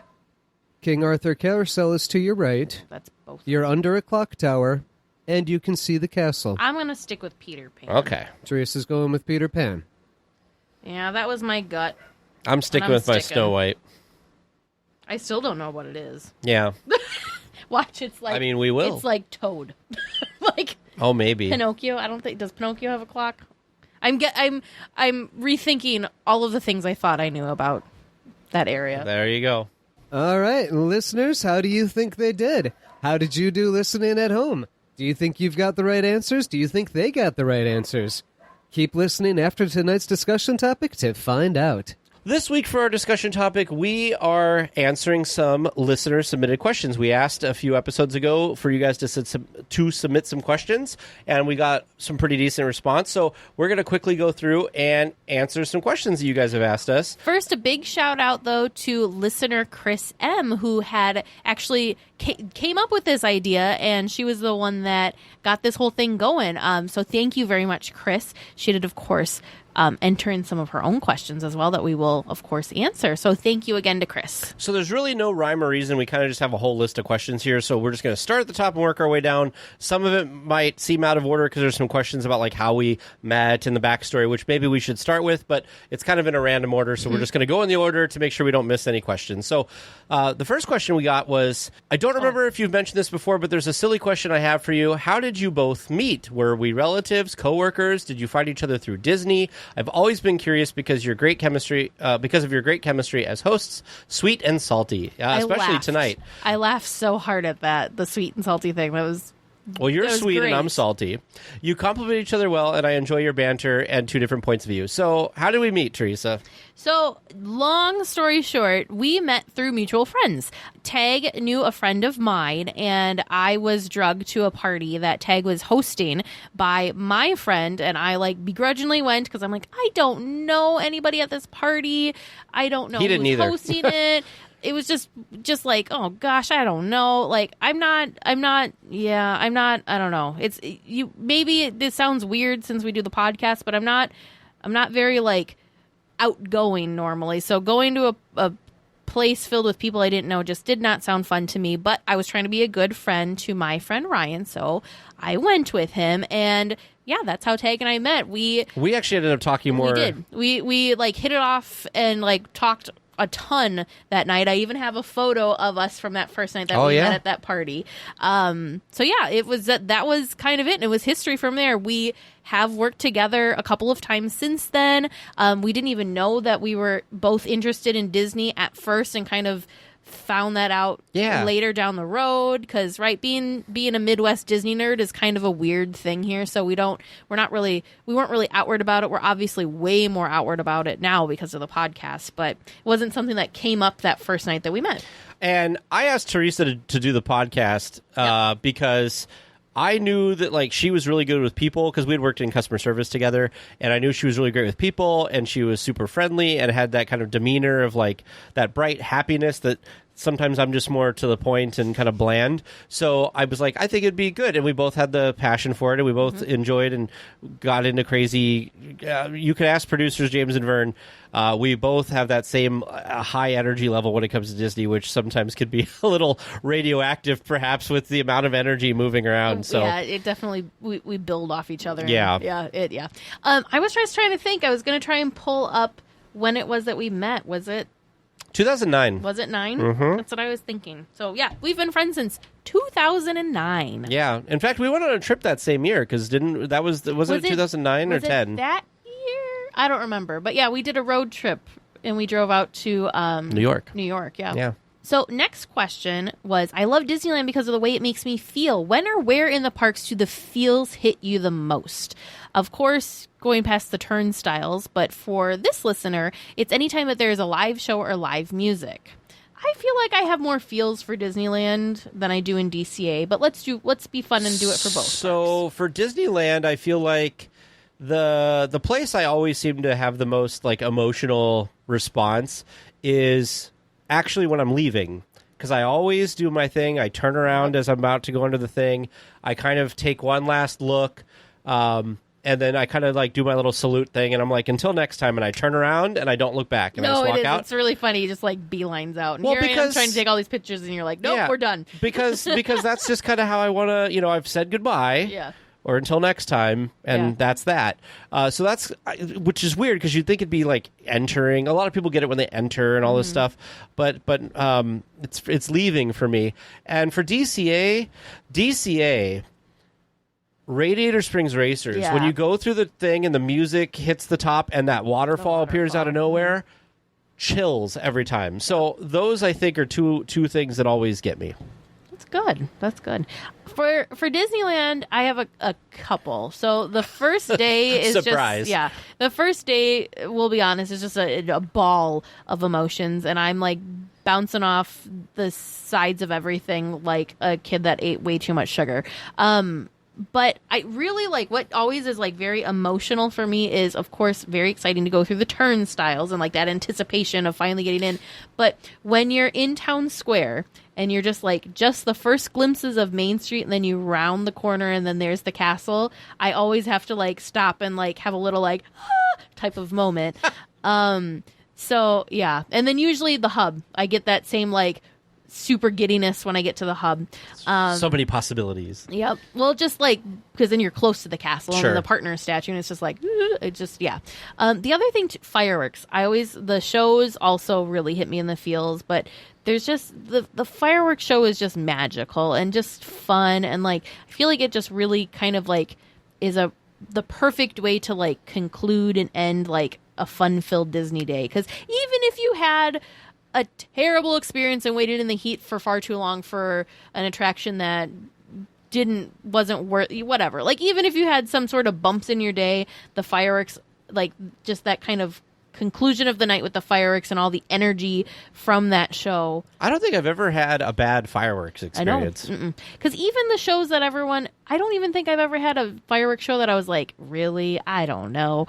Because, everyone's a critic. Even their worst show is better than other people's best shows. Exactly. So, and there's something about, I know I've been talking about this so much, but there's just something about this current show, Mickey's Mix Magic. It's just so fun. It's just so fun. I wish it was longer. It's one of the shorter ones it is one in of my the recent shorter time. ones, yeah, but it's just so fun. Like, everyone on Main Street's dancing, and the fun thing is right, a bunch of adults. I feel like the kids were like more self-conscious about dancing than the adults were, but there was so many cheers and like claps and just lots of excitement. It is one of the few places I feel like as an adult you can just totally be goofy and nobody cares. Yeah, exactly. What about DCA? I know this one's going to be harder for you. It is harder. I don't quite have the Pixar parfait. Yeah, it's the parfait.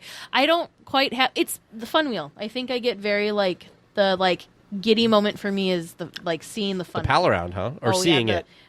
Like seeing it. Oh, like okay. Seeing it against the water, and I just really love the nighttime thing there. Oh, and my new favorite thing, the lighting ceremony for Cars Land. Oh yeah. That seems to be like something you really enjoy. Oh my gosh, it's so much fun. So your first ride of the day is traditionally Indiana Jones. Is there a perfect end to your Disneyland day?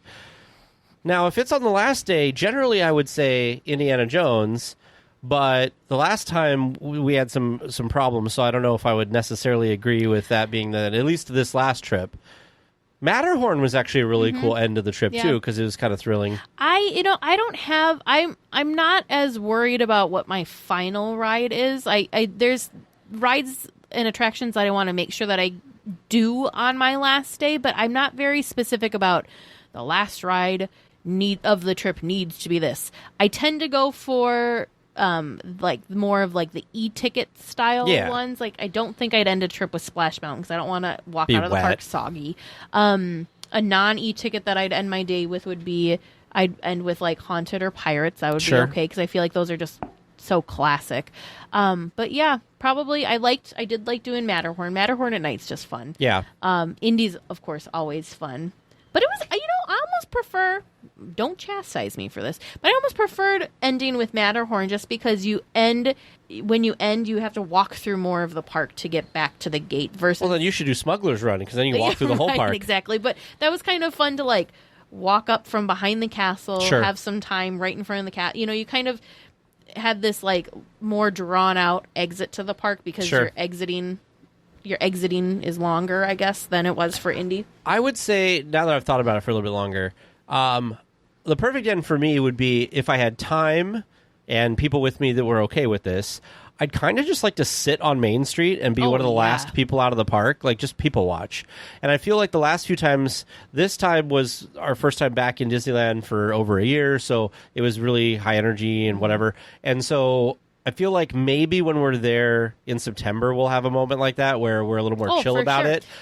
Same thing with when we go for your wedding. Like we'll also have maybe that kind of thing where, because when there was the one night during D23 that was just you and me in the park, because everybody else had gone back to the hotel, and it was just so chill. Yep. And we were just like, we're just at our happy place. Like it's cool, man. We're just in Disneyland. Yep. We for sure can do that for Oogie for this upcoming September trip because flight times. We have a later flight time That's true. out, so it's not like we have to get up at the crack of dawn to catch a flight. So that's another thing too. So 3. Would you consider moving to California? I'll let you answer this one. So I do at some point, and don't worry, this is not a surprise to Vern or Tag. I do at some point want to leave the Midwest and get myself closer to Disneyland. Do I want to live in California? The gut answer is heck yes, because then I'm right there next to Disneyland. But the logical brain side of me is like, but it's really expensive to live there, and it's really this or it's really that. So I might find some sort of happy medium, move out west, be closer to Disneyland, but it might not specifically be Southern California. I almost would you're going to think this is ridiculous because this is where you're from. I would almost want to do maybe Northern California just because it doesn't seem to be as people heavy in Northern California as it is in Southern California, and there just seems depending to be, where you are, the redwoods and that kind of stuff. So because you guys like the we like nature. Mm-hmm. I will say, my stance for a long time has been I'll never live in California again because I've lived there and I'm over it. But I had a real kick of nostalgia when we were driving through there. I drove James out to the beach. Oh, and I was and driving to and from the beach, I was just having this whole nostalgia overload. And I was like, I remember all these places and I loved, and it brought back all those memories. And I was like, I kind of miss here a little bit.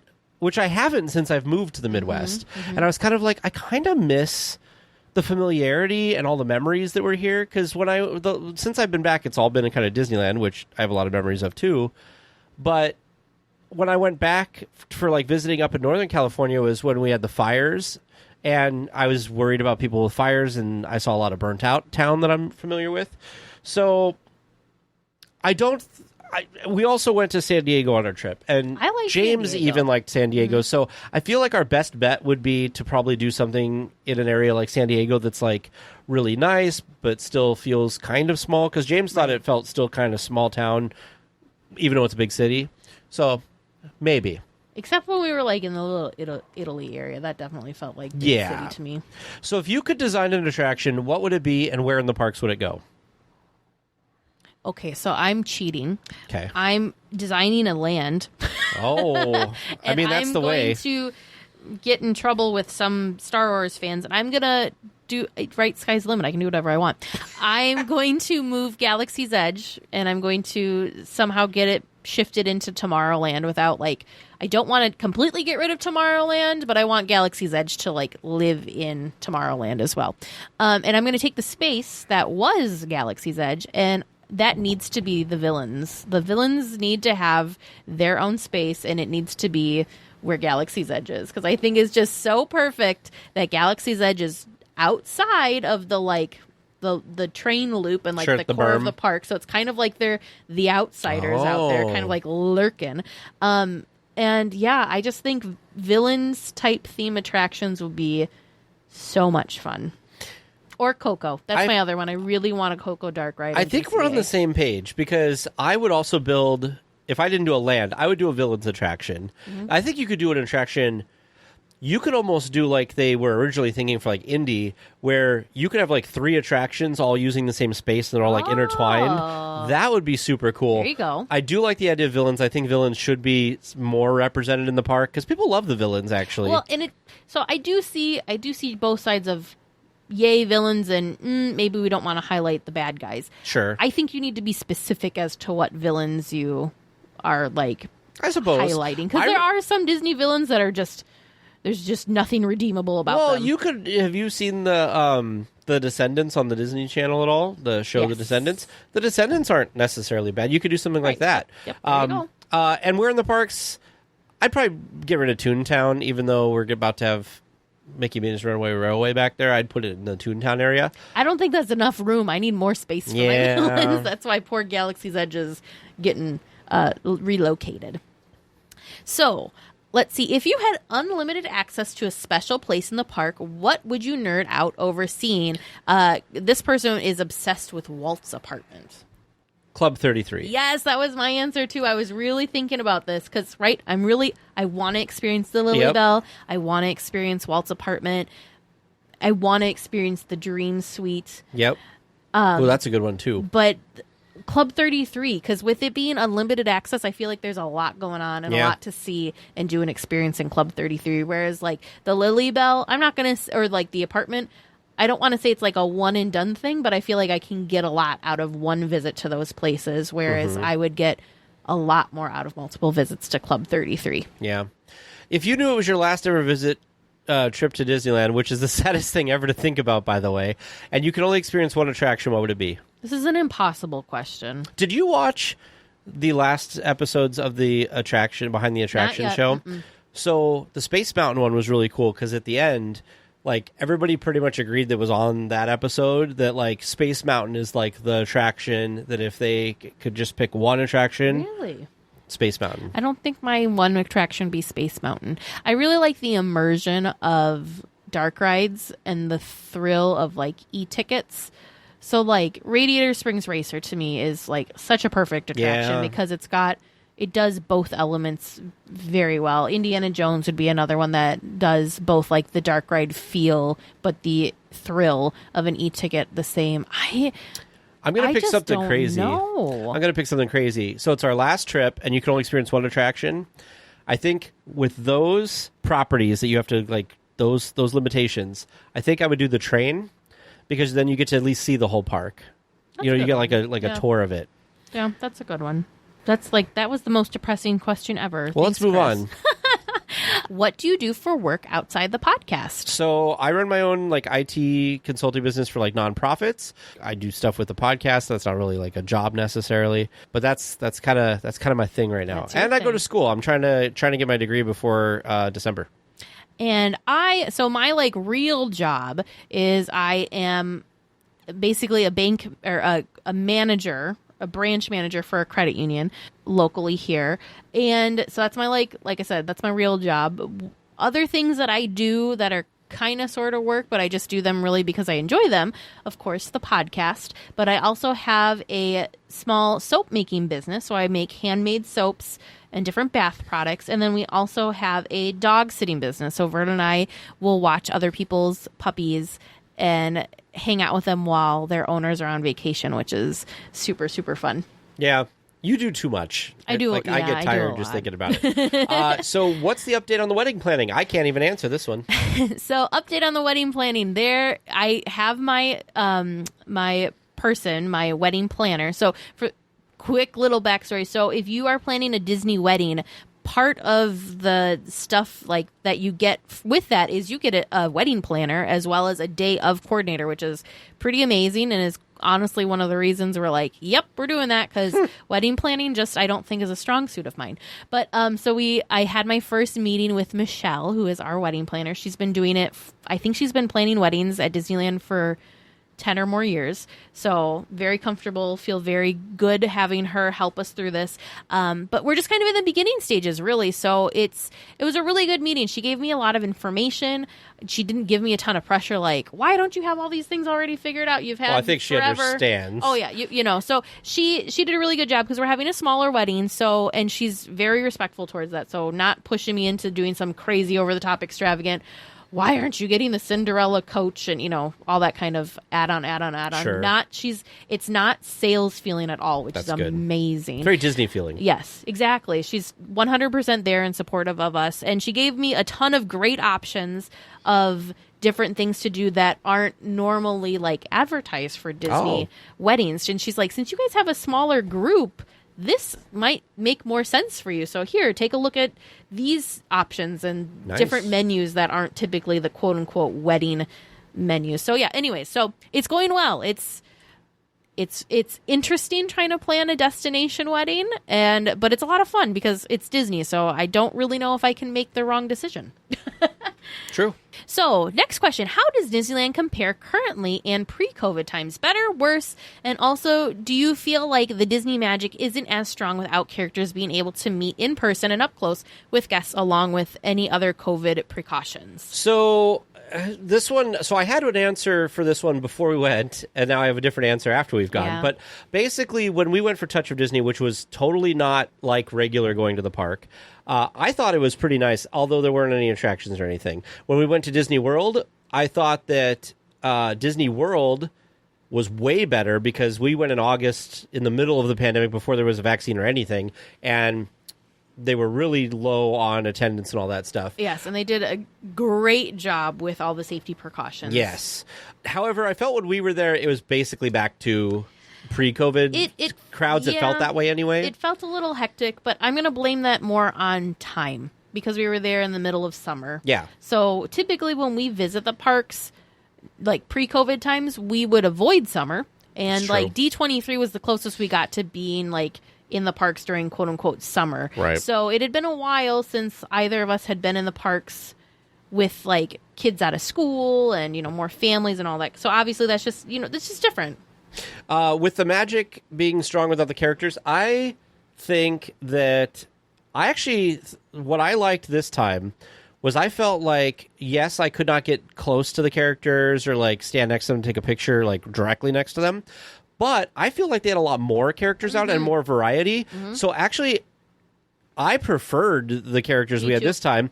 Plus, you could get pictures with them. You could have multiple people and not be in each other's shots and still get like the character behind you because, they're 6 feet away. So you could have 4 or 5 groups all taking pictures with the character in the background. So I actually think it was a net positive. Yeah, I prefer it as well. I feel like it felt more spontaneous and more like you just like rounded the corner and, oh, look, it's Geppetto and Pinocchio. It wasn't like, well, hang on, we got to be over at the small world area at this time because they're only going to be here from here then to then, and you got to wait in this long line and da-da-da-da. Like, it felt like there was less pressure. I think from what I could see of like children and family interactions, it felt more organic and more spontaneous for them as well, and much more exciting because standing and waiting in line while you're like seeing the character talk to all these other kids and you're trying to be patient, I'm sure is impossible feeling for some for some children, especially if it's your like number one favorite character. So I think it was a lot more. It's just much more relaxed. I liked it a lot. As someone who has a Disneyland trip planned in September, what advice would you give, if any, to someone entering the park for the first time in about 2 years? So my advice would be, try not to put too much pressure on yourself in the day. Yes, the app is a good resource to use as far as figuring out wait times or whatever, but don't get sucked into it. It's there if you need it, but just kind of go with your gut. The most enjoyable time that we had at the parks is when we just do our normal flow of things. And sometimes does that work out well for wait times? Yes, heck yes. Other times does it not? Also, heck yes. But it's just more, it just feels more relaxed and you just have more fun. If you're trying to do things, we were talking about this actually, how boarding passes kind of threw this weird loop into our normal flow of stuff. Same thing with mobile ordering and having specific times you had to be certain places kind of disrupted the flow of our day. We really like just kind of going with the Disney winds. I would say try to have like a loose plan, but don't get upset if that plan doesn't happen 100%. Yeah, I would say if we were to go back and do it again, I would say after we got the boarding passes for the two big attractions, I would say that maybe we shouldn't have tried for one of the days and then just let it be like, because what ended up happening, well, the first day we had to rush back to Galaxy's Edge, and so then we started back there and it was weird, and you commented, and I agreed with you, that it felt like we just did a whole bunch of nothing in the beginning of the day, that first day, which is normally not the case. It was the first day, the morning was a lot of hurry up and wait. Yeah. And then the mobile ordering was tough sometimes because you wanted to get this specific thing for lunch, but the window was like 2 hours from now, so you'd order it, and then you're kind of like trying to still kind of stay where you were. So I would just say, just be aware of that and try to go with the flow as much as you can, although sometimes you can't. Were you able to ride Rise of the Resistance, and was your experience better than it was for your Disney World trip? Yes. We were able to ride it 3 different times, and the experience this time was much better. I really enjoyed the attraction, and because of the fact that we had some of those little minor problems with Indy, I actually thought that Rise was probably one of my favorite attractions this time. Oh, there you go. But I don't know if it'll... Like, if Indy was operating properly, like the boulder and everything was working, I think I'd still like Indy, because I just like Indiana Jones a lot. Yeah. And I like Star Wars as well. I guess I just have, like, that history and the nostalgia with the Indiana Jones attraction. Well, the thing that's... now that you were sitting here talking about the two, and I'm thinking and, like, comparing them in my head, you would think that they should be the same, right? Because you have this very immersive queue that you're waiting for that's, like, getting you, like, in the mindset and in the correct, like, feel or whatever for the world that you're about to go explore, whether that's the Temple of Doom or wherever we are in Batu, all over the place. Yeah. So you would think that they should be pretty similar feels, but I agree with you. There's something a little bit more magical for me about Indy, and I don't know what that is. Don't get me wrong. I do think Rise of the Resistance is amazing. It's one of the better, if not the best, like new Disney attractions. Yeah. But it just doesn't have that same feeling. I guess I don't know why, because like it's still it's exciting and it's thrilling and it's it's this and it's that. Maybe it's because like Indy, you're constantly moving, whereas you've got like you move and then you stop. Like it's kind of like start and stop and start and stop. Oh, sure. In the Rise I of the think it'll Resistance feel attraction. different too when you can do standby. Because then it's like, That's true. because one of the downers right now is you have all this stress to get the That's boarding true. group, That and then is you have to true. be there at a certain time. And I think if you could get into the idea. The first day we did it was actually the best because we actually waited a little bit in that outdoor part of the queue, which started to help you get into the immersion, where I felt like we were a little bit faster the other times we went through. Yeah. So That's true. if you could live, this is, I feel, right up your alley, Teresa. If you could live at any Disney resort hotel, which one would you choose and why? It can be at Disneyland or anywhere else Disney, and you could add in some vacation homes too if you like. Ooh. So I think my home would be the Disneyland Hotel. I just really love the, like, retro and, like, the nostalgia of the hotel itself. I will be very transparent and let everyone know I have not actually stayed at the Disneyland Hotel. This is just my, like, idealized version of it. We are staying there, though, next year. One of our presents to ourselves for the wedding is we are staying at the Disneyland Hotel, so I'm super excited about that. But I just I like where it's located. Like, it's close, but it's not in the middle of everything. Yeah. I like that I can just get on the monorail and just zip on into the park if I wanted to, or I can take my time and walk through downtown Disney. But I just like it's just very, how do I want to say it? It's just very Disney. It's very classic Disney to me. The Grand Californian is beautiful, but I don't feel as like Disney with that one, if that makes sense. I just love the fireworks and the castles on the beds, like the bed frame things and all that kind of stuff. Plus, like, the nostalgia of the site and stuff. If I then had vacation homes, one of my vacation homes would be, I don't remember what it's called, you can correct me, but I would like a vacation home at the Disneyland Paris Hotel that's like looks into the park. Oh, the Disneyland Hotel. Yeah, I was gonna say, I think it's the Disneyland Hotel. I'd like one of my vacation homes there. And I would also like a vacation home at Alani. I'm sorry, Disneyland people, but both of my options are at Disney World. Really? So I have always loved the Contemporary. Oh, sure. I love the idea of the Contemporary. I love the shape of it. I love just everything about it. I love the monorail goes through it. Yep. It's just, ever since I first saw it so on my way home from high school, or even maybe middle school, there was a travel agency, and sometimes I would go in there and I'd grab the little pamphlets, and they'd have Disney World ones, and I'd look and I'd be like, oh, I want to go here so bad. Yeah. And they had the Contemporary and stuff. The other one would be the Grand Floridian, because as we saw in San Diego, I really like that architectural style of the Hotel del Coronado. It's very similar for the Grand Floridian. So I love that style of the red roofs with the white building. Yeah. Looks great. But having been inside of both of those in Disney World, I still think the Contemporary edges out because the monorail goes through the middle of it. That's so cool.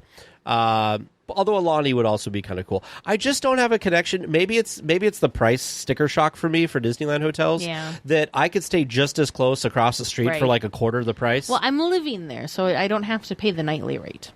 Yeah, that's true. That's true.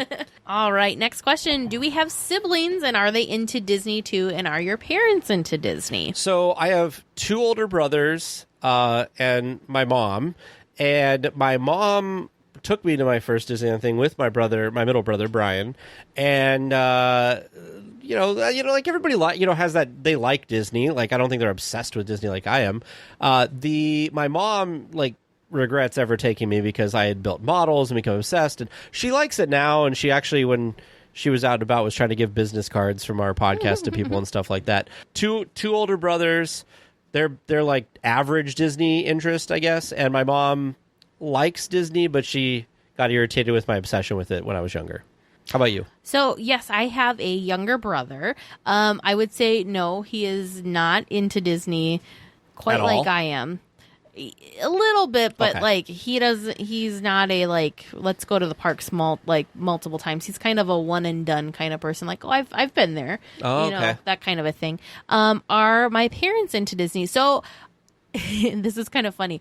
My dad, a few years back, because this was when I was really getting into Disney and was able to convince and figure out multiple, get lots of trips in. Because the first time I went to Disneyland was when I believe I was in 6th grade. So I forget what age a sixth grader is, but I was in sixth grade.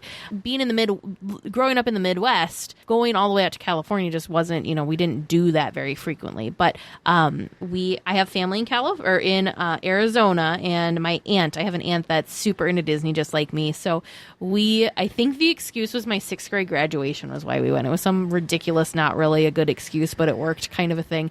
So that was the first trip. And then ever since then I was hooked. So then I would try to figure out, we're visiting our family in Arizona. Disneyland's it's like a 6-hour drive. It's not that far, So anyways, I somehow then was able to convince and get more Disneyland trips in for my family. And my dad got burnt out a little bit, and he was kind of like, I'm over it. Like, I don't want to do it anymore. However, I will say once we started the podcast and he came out with us and did the Oogie Boogie Bash in 2019 with myself and other family, he's back on the Disney bandwagon now. I wouldn't say that they'd go take trips on their own to Disney parks, but he's re-seeing the magic, and I think my mom just thinks it's fun and exciting as well. Again, I don't think they'd be taking their own personal Disneyland trips or Disney parks trips, but they're excited to go with you. Yes, yeah, they really like the excitement and like the feel and like the nerdy knowledge that I now bring. And it's fun because I have cousins that have littler kids, so it's really fun taking them and like watching them experience and do things too. So it's just, kind of revitalized for them. So we kind of hinted on this, but we can give kind of a recap quick of what's your Disney story. Did you basically just give your Disney story? I kind of gave my Disney story, yeah. So my Disney story is almost what I gave too, is my mom took me when I was like 7 or 8, maybe 9, and it was with my middle brother, and we went and we stayed at the Travel Lodge, and tickets were like $29 for like a 5-day park. It was ridiculously inexpensive. Yeah. And fell in love with it, and every time I went back, I loved it more and more. I was there the first year I ever went. Splash Mountain opened. I remember being there the year in 1992 because they had the Lion King stuff going on. I remember being there in 95 because Indiana Jones opened. Then I didn't go for a while, and I went for I went around 2001 with a friend of mine for a graduation gift for him. We went and had a good time, and that got me back into it. And then I found out about annual passes, and I got an annual pass, and I went a lot until I moved out of California. And then I didn't go back until 2012. I moved out of California in 2007. So that was a long time as well. And then once we started the podcast, of course, I've been back a couple times. It's been awesome. It was never one of the things that I always try to clarify people on, and Teresa gives me a little bit of crap for this too when we do like trivia and stuff in the chat about movies, is I'm not really a Disney movie person, really. I just love the Disney theme parks a lot. So a lot of my knowledge is just Disney theme parks, not the different movies and stuff. So when we have trivia about movies, Teresa's always like, you haven't seen that or you don't know that? I'm like, no, I was just always going to the park. So that's kind of my Disney story. I also think we talked about our Disney story, back on like episode 1 or something, didn't we? I think so, yeah. Or episode 2. The other part of my Disney story is my first Disney park was actually Walt Disney World. And I don't even know how, I was little. Like, I want to say maybe like 6, 7, 8, somewhere in there. Probably like 6 or 7 though. And I have very like faint memories of that. But for whatever reason, I don't know if this was from that trip or why we had this, but we had some sort of travel like promo VHS for, I don't remember if it was for Walt Disney World or Disneyland, but I watched that thing like it was a normal movie. I watched that stupid promo travel video so often. I remember it had like scenes of the Haunted Mansion and Tower of Terror and like all sorts of different things. And I just thought it was like this amazing magical place. So that was a weird, like, that's burned into my memory. Watching that video is burned into my memory more than my like original first trip to a Disney park. My uncle gave me a VHS copy of the Muppets Go to Disney World, and that was burned into my memory for a long time because the Muppets are awesome, and they're like at Disney World. What are your favorite rides at the Florida parks? This one's tough. I'm gonna say I really enjoy, like, I think the Kilimanjaro Safari is really amazing. Oh, yeah. I think Expedition Everest is super fun and cool. But I also really like the 2 rides over in Pandora a lot. Yeah. They're very cool and very immersive and very different. I think classic, and this is going to be heresy, I'm sure, but I I really like Big Thunder Mountain at the Magic Kingdom. I like our ending better, but I like their track better. I like there's a whole section that kind of wobbles back and forth stuff that I really like. I think I'm with you. I like Kilimanjaro Safaris. I like Animal Kingdom in general as a park. I thought it was really done well. And Pandora is also very good. I mean, that's all Animal Kingdom. So that's what I would say. So what's your favorite ride at DCA? That's a tough one. I think it'd be a toss-up between probably Radiator Springs Racers is my favorite DCA ride. I was going to say it's a toss-up between that and Guardians of the Galaxy, but if I had to choose one or the other, I'd probably do Racers. I like Radiator Springs Racers. A close second for me would be the Incredicoaster. I really like the Incredicoaster. Oh, the Incredicoaster is pretty fun. I'm not a roller coaster person, but I really like that roller coaster. You wouldn't find me at Universal or Six Flags doing any of those roller coasters, but there's something about the Incredicoaster. It's smoother. It is smoother. It's exhilarating, but it's not terrifying. Because there's some of those that I'm looking at, I'm like, no, I am not going on that and doing that weird drop that's no. Are there, oh goodness sakes, are there any restaurants in Disneyland and DCA that you haven't eaten at yet? Yes. I feel like there's a lot of restaurants I haven't eaten at. There are definitely restaurants that okay, so let me think about Disneyland. I know Club 33. The only thing I've done at Carnation Cafe is breakfast. I've not done a lunch or dinner at Carnation Cafe. And the River Belle Terrace. I've never eaten at the River Belle Terrace. I've never eaten at... Or Hungry Bear. I've not eaten at Hungry Bear. Docking Bay 7? What did we order at Docking Bay 7? Coffee. I don't think that counts. So I have not eaten at Docking Bay 7. And I think that's it. I think I've eaten at some trip. Yeah.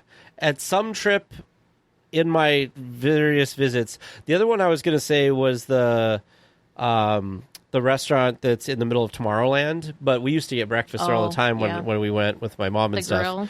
Yeah. So I think just Docking Bay 7. In DCA, we ate at the Trattoria thing. Wasn't that at Touch of Disney? Wasn't that one of the things we ate at? Yeah, I don't know if that counts though, because that's not their normal menu stuff. I have the Trattoria. Oh, and we did eat at What's Carthay the Circle. place that's in the... I've not eaten at the... what is that stuff in the back? Oh, the Paradise Garden Grill? Yeah, I've not eaten at Paradise Garden Grill. We should do that during Oogie Boogie. If it's open. Cocina Cucamonga, I only have had because of Touch of Disney, so I don't know if that counts or not. It was tacos still. Lucky Fortune Cookery? Yep, I've not eaten at Lucky Fortune Cookery. I think that's it. I think so too, because Flo's would have been on that list, but I had Flo's last time. Flo's was good. That might have to be a new DCA. I've not Poultry Palace. I've not eaten at Poultry Palace. Angry Dogs? I'm not done Angry Dogs either. No. Yeah, because those are kind of newer. All right, I know you counted this beforehand. What's the cumulative ear count for you guys? What do you think my ear count is, Tag? I was shocked. 27. I counted my ears and I surprised myself. 27. You think I have a total of 27 ears? So we're counting. Maybe 30. We're counting my Disney, like Disney ears, and also my All Enchanting ears. So for my All Enchanting ears, I have 11 pairs of All Enchanting ears that are fabulous and wonderful. For my Disney ears, though, I have 26 pairs of Disney ears. Just I have Disney a ears. grand total of 37 ears. How do I have that many and I still feel like I don't have any? That's crazy. Teresa alone, 37 ears. I have 2, 3, 4, probably have 14 ears. So counted to your how many? 37. 51. 51 total ears. Isn't that nuts? That's pretty crazy. That's crazy. All right, Absolutely crazy. entering the home stretch. So how did you and James meet? So James and I met working at the news station locally here. He was the news producer, and I worked floor crew, which operates in-studio cameras and does the teleprompter and does on-screen graphics during the newscast. We met there. I had a party. It was funny. Not the same party. Not the same party. I had a party that I invited James to because I wanted his friend Kara, who I worked with, to come, and I didn't think she'd come if I didn't invite James.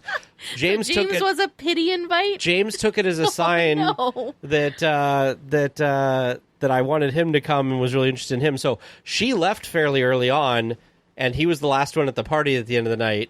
So the rest is history, I guess.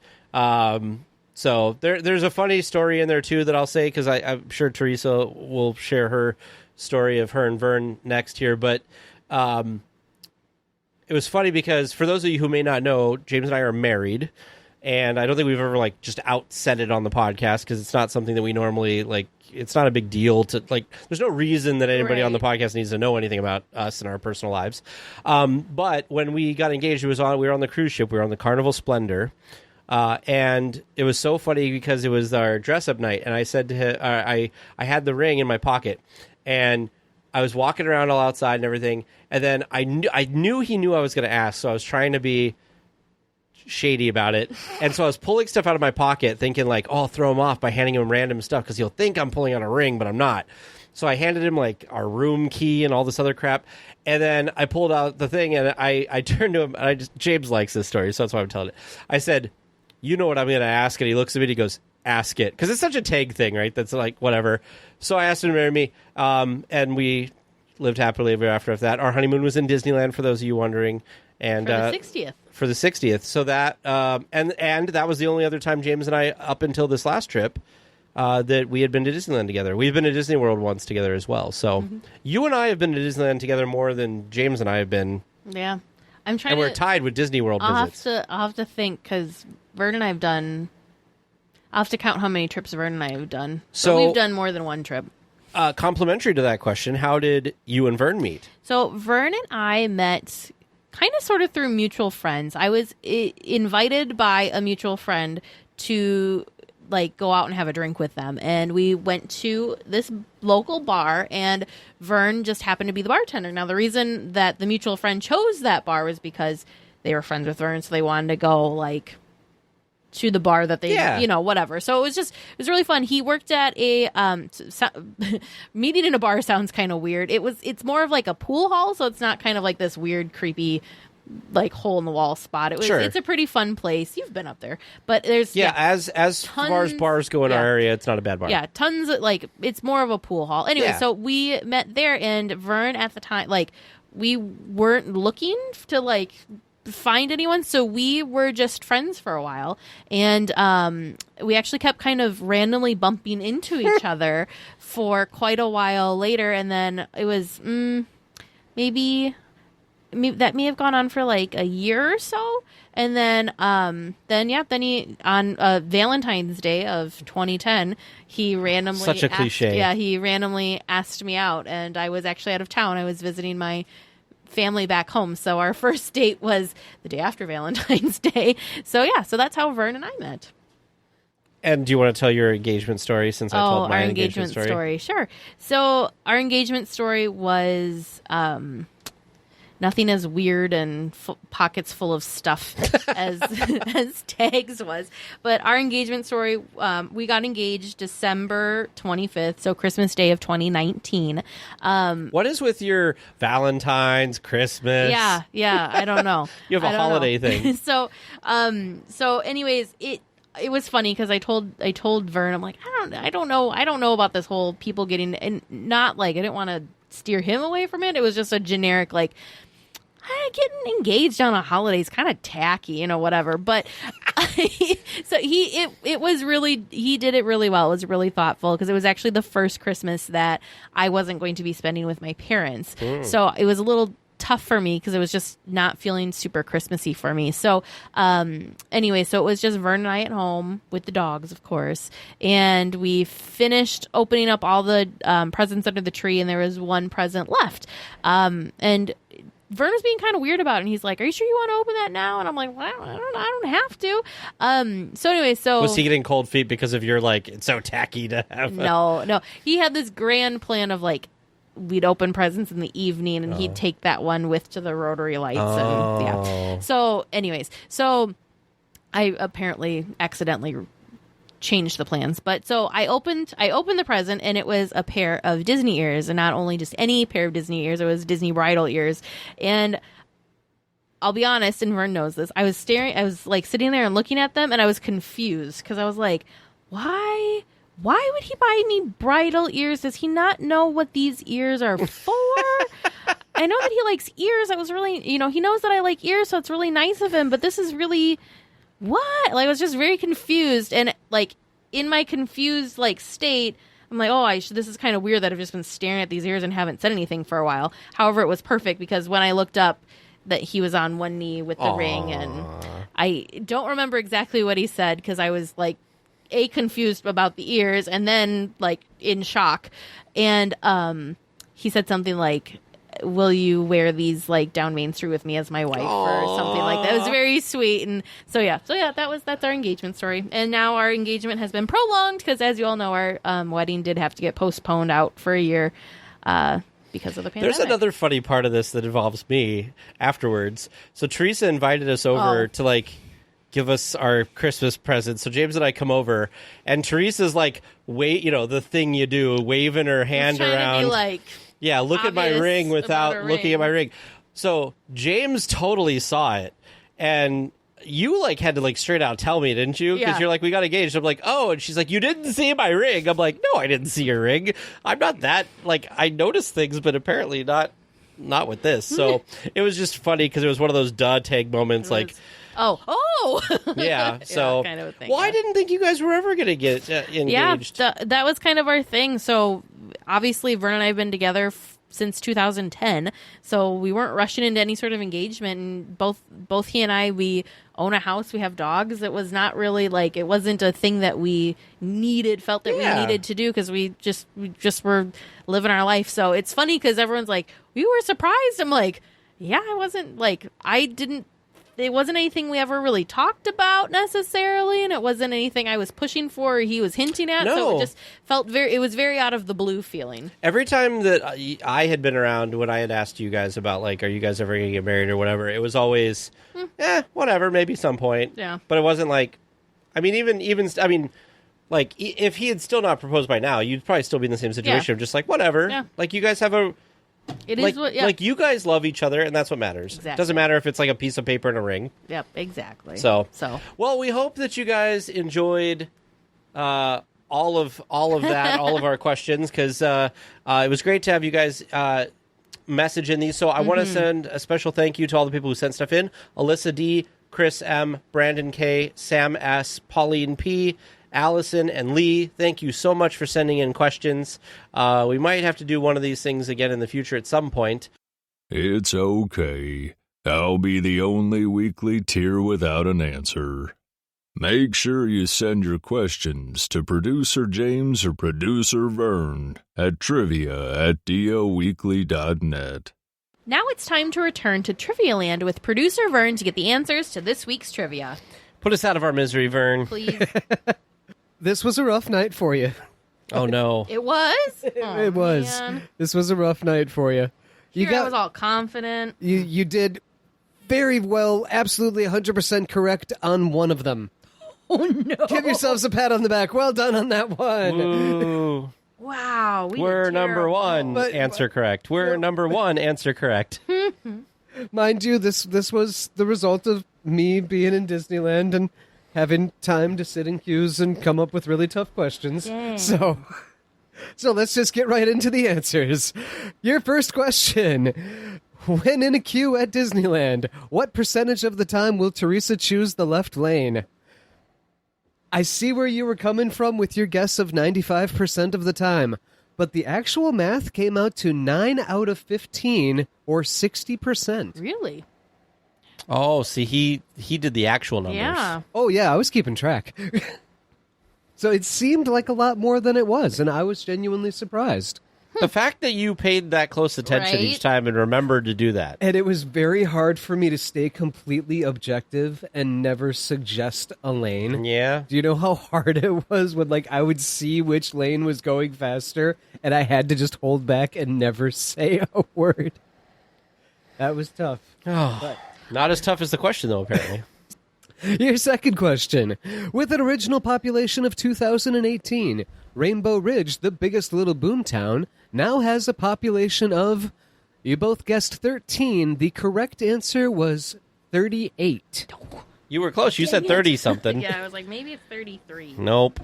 Wow, we're terrible. The third regular round. Next time we go to the park, Teresa, we need to find trivia questions for the producers. We need to not talk and just sit there and absorb stuff. or watch them and see what they're observing. Yeah, watch what I'm looking at as I have my phone out and in my hand.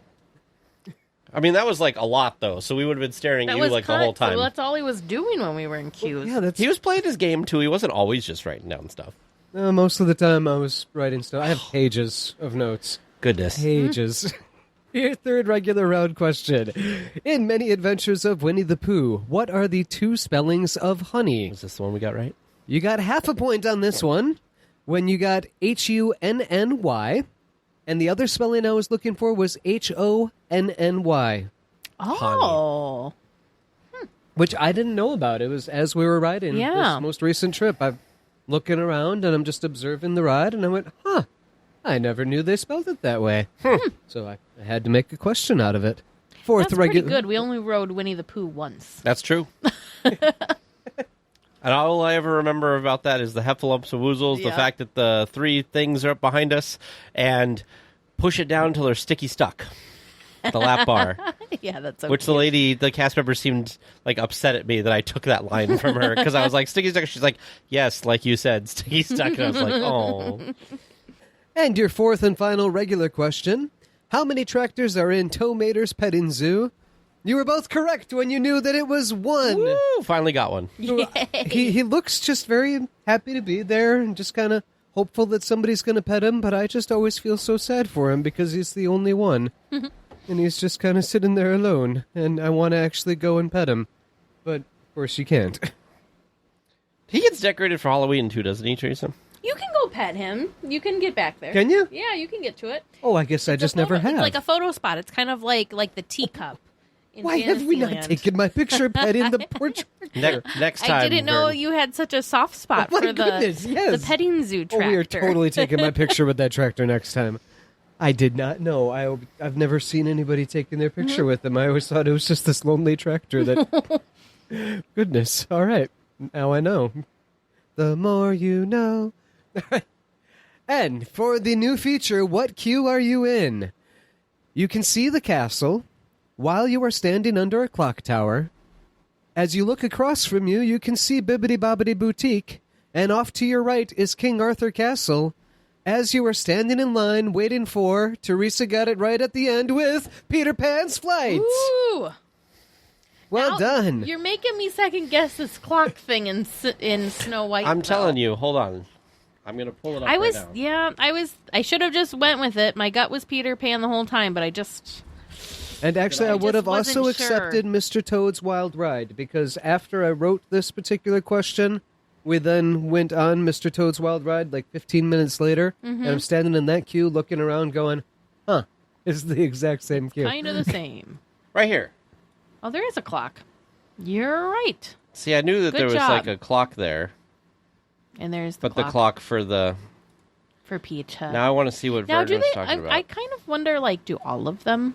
Nope, they don't all have clocks. Yeah. You guys, right now, I'm obsessed with hidden Mickey pins. And there's a series out right now that are in, the little blind bags. So you just get this little tiny foil bag that has 2 pins in it that have the hidden Mickey, the cast member hidden Mickey pins. But one of the series is the weather vanes. And so they have one that's got the pirate ship on top of the pirate ship on top of Haunted Mansion. There's one that has Mr. Toad's weather vane. TikTok. I don't know if there's a TikTok one or not. I'll have to find I know there should be, but I don't know if there's a pin for it. But there's a Big Bad Wolf one, which I don't know where the Big Bad Wolf weather vane is. But anyways, they're Disneyland weather vanes. They're so cool. Well, listeners, how did you do listening at home? How do you think Jag and Teresa did? Do you think that you've got some great questions that would be able to stump them in the future? If you've got some nice ones that you'd like to send along, feel free to send those to trivia@DLWeekly.net. Well, we will be back next week with more Disneyland news and information. Until then, go out and enjoy the parks. Please remain seated until the podcast comes to a complete stop and the doors have opened. Then collect your belongings, watch your head, and step carefully from the episode. On behalf of all of our crew, thanks for traveling with us. And we hope you have a happy and memorable visit here at DL Weekly.